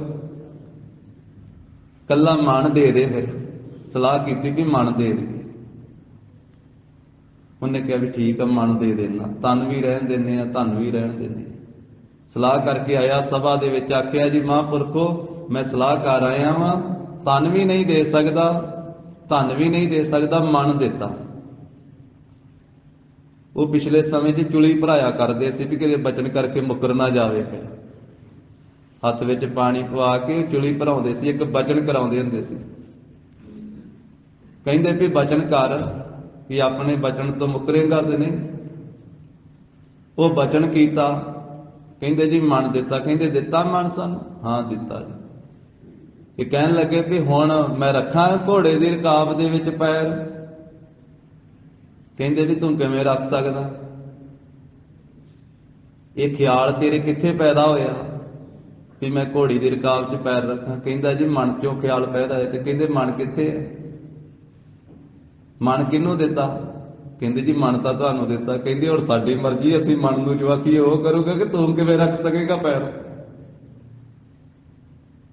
ਮਨ ਤੋਂ ਸਾਨੂੰ ਦਿੱਤਾ, ਇਸ ਕਰਕੇ ਅਸੀਂ ਕਹਿੰਦੇ ਤੂੰ ਨਹੀਂ ਰੱਖਣਾ ਪੈਰ। ਹੁਣ ਜੋ ਅਸੀਂ ਆਖਾਂਗੇ ਮਨ ਤੇਰੇ ਨੇ ਉਹ ਕਰਨਾ ਨਾ। ਮਨ ਤਾਂ ਤੂੰ ਸਾਨੂੰ ਦਿੱਤਾ ਵਾ, ਮਨ ਤਾਂ ਆਪਣੇ ਗੁਰੂ ਨੂੰ ਦੇ ਦਿੱਤਾ ਤੂੰ। ਤੇ ਹੁਣ ਮਨ ਤੋਂ ਕੰਮ ਗੁਰੂ ਨੇ ਲੈਣਾ, ਤੂੰ ਤਾਂ ਲੈ ਹੀ ਨਹੀਂ ਸਕਦਾ ਕੰਮ। ਮਨ ਤਾਂ ਸਾਨੂੰ ਤੂੰ ਦੇ ਦਿੱਤਾ ਭੇਟਾ ਵਿੱਚ, ਸਾਨੂੰ ਤੂੰ ਗੁਰੂ ਮੰਨਿਆ, ਤੂੰ ਸਾਡਾ ਸਿੱਖ ਬਣਿਆ, ਇਸ ਕਰਕੇ ਤੂੰ ਮਨ ਸਾਨੂੰ ਦਿੱਤਾ ਵਾ। ਤੇ ਅਸੀਂ ਮਨ ਤੋਂ ਜੋ ਮਰਜ਼ੀ ਕੰਮ ਲਈਏ, ਤੂੰ ਤਾਂ ਮਨ ਤੋਂ ਕੰਮ ਹੀ ਨਹੀਂ ਕੋਈ ਲੈ ਸਕਦਾ। ਕਹਿੰਦਾ ਹੁਣ ਮਹਾਂਪੁਰਖ ਕਹਿੰਦੇ ਅਸ਼ਟਾਵਕਰ ਜੀ ਕਿ ਹੁਣ ਅਸੀਂ ਕਹਿੰਦੇ ਆ ਵੀ ਮਨ ਨਾਲ ਤੂੰ ਕੀ ਕਰਨਾ? ਤੂੰ ਰਾਜ ਭਾਗ ਦੇ ਵਿੱਚ ਰਹਿ, ਤੂੰ ਸਿਮਰਨ ਕਰ, ਤੂੰ ਬੰਦਗੀ ਕਰ। ਇਹ ਸਾਡੀ ਸਿੱਖਿਆ ਵਾ ਤੇਰੇ ਮਨ ਨੂੰ। ਉਹਨੂੰ ਸਮਝ ਪੈ ਗਈ ਸਾਰੀ। ਇਸ ਤਰੀਕੇ ਦੇ ਨਾਲ ਉਸ ਨੂੰ ਫਿਰ ਸਿਮਰਨ ਵੱਲੇ ਜੋੜਿਆ। ਜਿਹੜਾ ਜ਼ਬਰਦਸਤੀ ਸਾਧੂ ਜਨਾਂ ਨੂੰ, ਮਹਾਤਮਾ ਜਨਾਂ ਨੂੰ ਇਕੱਠਾ ਕਰਕੇ ਇਸ ਤਰੀਕੇ ਨਾਲ ਬ੍ਰਹਮ ਗਿਆਨ ਲੈਣਾ ਚਾਹੁੰਦਾ ਸੀ। ਆਖਿਆ ਵੀ ਰਾਜ ਭਾਗ ਵਿੱਚ ਰਹਿੰਦਿਆਂ ਹੋਇਆਂ ਹੀ ਇਹ ਤਨ ਵੀ ਜਿਹੜਾ ਪਰਮੇਸ਼ਰ ਦਾ ਸਮਝ, ਧਨ ਵੀ ਵਾਹਿਗੁਰੂ ਦਾ ਸਮਝ, ਤੇ ਮਨ ਹਰ ਵੇਲੇ ਵਾਹਿਗੁਰੂ ਨਾਲ ਜੋੜ ਕੇ ਰੱਖ। ਇੰਜ ਬੰਦਗੀ ਕਰ, ਇਸ ਤਰੀਕੇ ਨਾਲ ਤੈਨੂੰ ਬ੍ਰਹਮ ਗਿਆਨ ਮਿਲੇਗਾ। ਸਿਮਰਨ ਕਰਦਿਆਂ ਕਰਦਿਆਂ ਤੇ ਸਮਝਣਾ ਸਾਰਾ ਕੁਝ ਵਾਹਿਗੁਰੂ ਪਰਮੇਸ਼ਰ ਦਾ ਹੈ। ਇਸ ਕਰਕੇ ਗੁਰੂ ਨੇ ਸਾਧ ਸੰਗਤ ਜੀ ਸਾਡੇ ਸਰੀਰਾਂ ਤੋਂ ਕੀ ਲੈਣਾ ਹੈ? ਗੁਰੂ ਨੇ ਤਾਂ ਦਿੱਤਾ ਵਾ, ਸਾਰੇ ਸੰਸਾਰ ਨੂੰ ਦੇਣ ਵਾਲਾ ਹੈ ਗੁਰੂ। ਧਨ ਵੀ ਗੁਰੂ ਸਾਹਿਬ ਨੇ ਸਭ ਨੂੰ ਦਿੱਤਾ। ਗੁਰੂ ਭਿਖਾਰੀ ਥੋੜਾ, ਗੁਰੂ ਤੇ ਦਾਤਾ ਹੈ। ਗੁਰੂ ਸਾਹਿਬ ਨੇ ਸਾਰਿਆਂ ਨੂੰ ਸਰੀਰ ਦਿੱਤੇ ਆ। ਗੁਰੂ ਸਾਹਿਬ ਨੇ ਸਰੀਰਾਂ ਵਿੱਚ ਮਨ ਪਾਏ ਆ, ਇਹ ਸੋਚਣ ਦੀ ਸ਼ਕਤੀ ਪਾਈ ਆ। ਗੁਰੂ ਸਾਹਿਬ ਨੇ ਸਭ ਸੰਸਾਰ ਨੂੰ ਧਨ ਦਿੱਤਾ। ਗੁਰੂ ਤੇ ਦਾਤਾ ਹੈ, ਗੁਰੂ ਦੇਣ ਵਾਲਾ ਹੈ। ਪਰ ਉਸ ਦਿੱਤੇ ਵਿੱਚੋਂ ਗੁਰੂ ਸਾਹਿਬ ਜੀ ਨੂੰ ਇਹ ਤਨ ਮਨ ਸੌਂਪਣਾ, ਵੀ ਗੁਰੂ ਸਾਹਿਬ ਜੀ ਦਾ ਸਮਝਣਾ। ਤਨ ਨੂੰ ਗੁਰੂ ਕੀ ਸੇਵਾ ਚ ਲਾਉਣਾ ਤੇ ਮਨ ਨੂੰ ਗੁਰੂ ਸਾਹਿਬ ਜੀ ਦੇ ਨਾਲ ਜੋੜ ਕੇ ਰੱਖਣਾ। ਧਨ ਨੂੰ ਗੁਰੂ ਕੀ ਸੇਵਾ ਚ ਲਾਉਣਾ, ਦਸਵੰਧ ਕੱਢਣਾ, ਸਭ ਕੁਝ ਸੌਂਪ ਕੇ ਤੇ ਫਿਰ ਗੁਰੂ ਕੇ ਹੁਕਮ ਨੂੰ ਮੰਨ ਕਰਕੇ, ਮਾਰੇ ਕਹਿੰਦੇ ਉਹਦੇ ਚ ਚੱਲ ਕੇ, ਆਪਾ ਭਾਵ ਛੱਡ ਕੇ, ਹੰਕਾਰ ਛੱਡ ਕੇ, ਹੁਕਮ ਮੰਨ ਕੇ, ਇਸ ਤਰ੍ਹਾਂ ਪ੍ਰਾਪਤੀ ਹੁੰਦੀ ਹੈ। ਸੰਤ ਜਨੋ ਹੁਕਮ ਮੰਨਿਓ ਗੁਰੂ ਕੇਰਾ। ਇਹ ਭਾਈ ਗੁਰੂ ਸਾਹਿਬ ਜੀ ਦਾ ਦਿੱਤਾ ਹੋਇਆ ਜੋ ਹੁਕਮ ਹੈ ਨਾ, ਉਹ ਹੁਕਮ ਮੰਨੀਏ। ਗੁਰਸਿੱਖ ਮੀਤ ਚੱਲੋ ਗੁਰ ਚਾਲੀ, ਜੋ ਗੁਰ ਕਹੈ ਸੋਈ ਭਲ ਮਾਨੋ, ਹਰ ਹਰ ਕਥਾ ਨਿਰਾਲੀ। ਗੁਰੂ का ਹੁਕਮ ਮੰਨੋ। ਗੁਰੂ का ਹੁਕਮ ਕੀ ਹੈ? ਸਾਬਤ ਸੂਰਤ ਦਸਤਾਰ ਸਿਰ, ਸਾਬਤ ਸੂਰਤ ਹੋਣਾ, ਕੇਸਾਂ ਦੀ ਬੇਅਦਬੀ ਨਾ ਕਰਨੀ। ਗੁਰੂ का ਹੁਕਮ ਕੀ ਹੈ? ਅੰਮ੍ਰਿਤ ਵੇਲੇ ਉੱਠ ਕੇ ਇਸ਼ਨਾਨ ਕਰਕੇ ਨਾਮ ਜਪਣਾ। ਗੁਰੂ का ਹੁਕਮ ਕੀ ਹੈ? ਖੰਡੇ ਬਾਟੇ ਦਾ ਅੰਮ੍ਰਿਤ ਛਕ ਕੇ ਪੰਜਾਂ ਕਕਾਰਾਂ ਦੇ ਰਹਿਤ ਦੇ ਧਾਰਨੀ ਹੋਣਾ। ਇਨਸਾਨ ਕਹਿੰਦਾ ਹੈ ਕਿ ਮੈਨੂੰ ਰੰਗ ਵੀ ਚੜ ਜਾਵੇ ਤੇ ਮੈਂ ਆਪਣਾ ਮਨ ਵੀ ਨਾ ਭੇਟ ਕਰਾਂ। ਜਿਵੇਂ ਕੋਈ ਲਲਾਰੀ ਕੋਲੇ ਗਿਆ, ਉਹਨੇ ਆਖਿਆ ਮੇਰੇ ਦਸਤਾਰ ਨੂੰ, ਮੇਰੀ ਪੱਗ ਨੂੰ ਰੰਗ ਦੇ। ਲਲਾਰੀ ਨੇ ਆਖਿਆ ਲਿਆ ਦੇ ਮੈਨੂੰ ਆਪਣੀ ਪੱਗ, ਤੇਰੀ ਪੱਗ ਨੂੰ ਰੰਗ ਚਾੜ ਦੇਵਾਂ। ਕਹਿੰਦਾ ਨਹੀਂ, ਪੱਗ ਤੈਨੂੰ ਨਹੀਂ ਦੇਣੀ ਪਰ ਰੰਗ ਵੀ ਦੇ। ਉਹਨੇ ਕਿਹਾ ਕਿਵੇਂ ਹੋ ਸਕਦਾ? ਪੱਗ ਵੀ ਨਹੀਂ ਮੈਨੂੰ ਦਿੰਦਾ, ਦਸਤਾਰ ਵੀ ਨਹੀਂ ਮੈਨੂੰ ਦਿੰਦਾ, ਤੇ ਕਹਿੰਦਾ ਰੰਗ ਵੀ ਚੜ ਜਾਵੇ। ਬੰਦਾ ਮਨ ਵੀ ਨਹੀਂ ਭੇਟ ਕਰਦਾ ਗੁਰੂ ਸਾਹਿਬ ਜੀ ਨੂੰ, ਤੇ ਕਹਿੰਦਾ ਮਨ ਰੰਗਿਆ ਵੀ ਜਾਵੇ। ਪਰ ਉਦੋਂ ਰੰਗ ਚੜੇਗਾ ਜਦੋਂ ਮਨ ਗੁਰੂ ਸਾਹਿਬ ਜੀ ਨੂੰ ਭੇਟ ਕਰੇਗਾ, ਮਨ ਦੀ ਮੱਤ ਛੱਡੇਗਾ। ਮਨ ਵੇਚੈ ਸਤਿਗੁਰ ਕੈ ਪਾਸ, ਤਿਸ ਸੇਵਕ ਕੇ ਕਾਰਜ ਰਾਸ, ਫਿਰ ਕਾਰਜ ਰਾਸ ਹੋਣਗੇ, ਜ਼ਿੰਦਗੀ ਸਫਲੀ ਹੋਵੇਗੀ। ਗੁਰੂ ਸਾਹਿਬ ਜੀ ਦਾ ਭਾਈ ਹੁਕਮ ਮੰਨੋ। ਗਾਵੋ ਸੱਚੀ ਬਾਣੀ। ਤੇ ਹੁਕਮ ਦੇ ਵਿੱਚ ਇਹ ਵੀ ਹੈ ਕਿ ਗੁਰੂ ਕੀ ਸੱਚੀ ਬਾਣੀ ਹੈ ਨਾ, ਸੱਚੀ ਬਾਣੀ ਨੂੰ ਗਾਇਆ ਕਰੋ, ਧੁਰ ਕੀ ਬਾਣੀ ਨੂੰ ਗਾਓ। ਕਹੈ ਨਾਨਕ ਸੁਣੋ ਸੰਤੋ। ਧੰਨ ਸ੍ਰੀ ਗੁਰੂ ਅਮਰਦਾਸ ਸਾਹਿਬ ਜੀ ਮਹਾਰਾਜ ਕਥਨ ਕਰਦੇ ਹਨ ਕਿ ਹੇ ਸੰਤ ਜਨੋ ਸੁਣੋ। ਕਥੇ ਹੋ ਅਕਥ ਕਹਾਣੀ। ਸਤ ਸੰਗਤ ਵਿੱਚ ਮਿਲ ਕਰਕੇ ਅਕਥ, ਜੋ ਕਥਨ ਤੋਂ ਰਹਿਤ ਹੈ, ਬੇਅੰਤ ਗੁਣਾ ਵਾਲਾ ਹੈ, ਜਿਸ ਦੇ ਸਾਰੇ ਗੁਣ ਸਾਰੀਆਂ ਖੂਬੀਆਂ ਕਥੀਆਂ ਨਹੀਂ ਜਾ ਸਕਦੀਆਂ, ਉਸ ਅਕਥ ਪਰਮੇਸ਼ਰ ਦੀ ਭਾਈ ਕਥਾ ਕਰੋ। ਇਹ ਉਸ ਦੇ ਮਿਲਾਪ ਦਾ ਮਾਰਗ ਹੈ।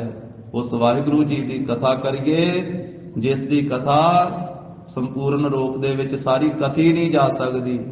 ਕਥ ਕਥ ਕੇ ਇਹੀ ਆਖਿਆ ਜਾ ਸਕਦਾ ਹੈ ਵੀ ਬੇਅੰਤਾ ਬੇਅੰਤ ਗੁਣ ਤੇਰੇ, ਕੇਤਕ ਗਾਵਾਂ ਰਾਮ। ਕਿ ਹੇ ਵਾਹਿਗੁਰੂ ਜੀ, ਆਪ ਜੀ ਦੇ ਕਿੰਨੇ ਕੁ ਗੁਣ ਗਾਵਾਂ, ਤੇਰੇ ਕਵਨ ਕਵਨ ਗੁਣ ਕਹਿ ਕਹਿ ਗਾਵਾਂ। ਤੂੰ ਸਾਹਿਬ ਗੁਣੀ ਨਿਧਾਨਾ, ਤੁਮਰੀ ਮਹਿਮਾ ਵਰਨ ਨਾ ਸਾਕੋ, ਤੂੰ ਠਾਕੁਰ ਉੱਚ ਭਗਵਾਨਾ। ਇੱਥੇ ਤਾਂ ਬ੍ਰਹਮਾ ਵਰਗਿਆਂ ਨੇ ਕਥਾ ਕੀਤੀ, ਪਰ ਉਹਨਾਂ ਤੋਂ ਵੀ ਕਥਾ ਦਾ ਓੜਕ ਨਹੀਂ ਆਇਆ। ਬ੍ਰਹਮੇ ਕਥ ਕਥ ਅੰਤ ਨਾ ਪਾਇਆ, ਸੋ ਨਹੀਂ ਅੰਤ ਪਾਇਆ ਗਿਆ, ਉਹ ਬੇਅੰਤ ਹੀ ਬੇਅੰਤ ਹੈ। ਮਾਰੇ ਕਹਿੰਦੇ ਐਸੇ ਅਕਥ ਪ੍ਰਭੂ ਦੀ ਕਥਾ ਕਰੋ ਭਾਈ। ਇਹ ਵਾਹਿਗੁਰੂ ਜੀ ਦੇ ਮਿਲਣ ਦਾ ਮਾਰਗ ਹੈ। ਗੁਰੂ ਜੀ ਦੀ ਅਗਾਧ ਬੋਧ ਬਾਣੀ ਕੀ ਵਿਚਾਰ ਸਾਂਝੀ ਕਰਦੇ ਹਾਂ। ਹੋਈਆਂ ਭੁੱਲਾਂ ਚੁੱਕਾਂ ਦੀ ਸਤਿਗੁਰੂ ਜੀ ਗੁਰ ਸੰਗਤ ਜੀ ਖਿਮਾ ਦੇਣੀ। ਦੇਹੋ ਸੱਜਣੇ ਅਸੀਂ ਸੜੀਆਂ, ਜਿਉ ਹੋਵੇ ਸਾਹਿਬ ਸਿਉ ਮੇਲ। ਹੁਕਮ ਮੰਨਿਓ ਗੁਰੂ ਤੇਰਾ, ਗਾਵੋ ਸੱਚੀ ਬਾਣੀ। ਕਹੈ ਨਾਨਕ ਸੁਣੋ ਸੰਤੋ, ਕਥੇ ਹੋ ਅਕਥ ਕਹਾਣੀ। ਵਾਹਿਗੁਰੂ ਜੀ ਕਾ ਖਾਲਸਾ, ਵਾਹਿਗੁਰੂ ਜੀ ਕੀ ਫਤਿਹ।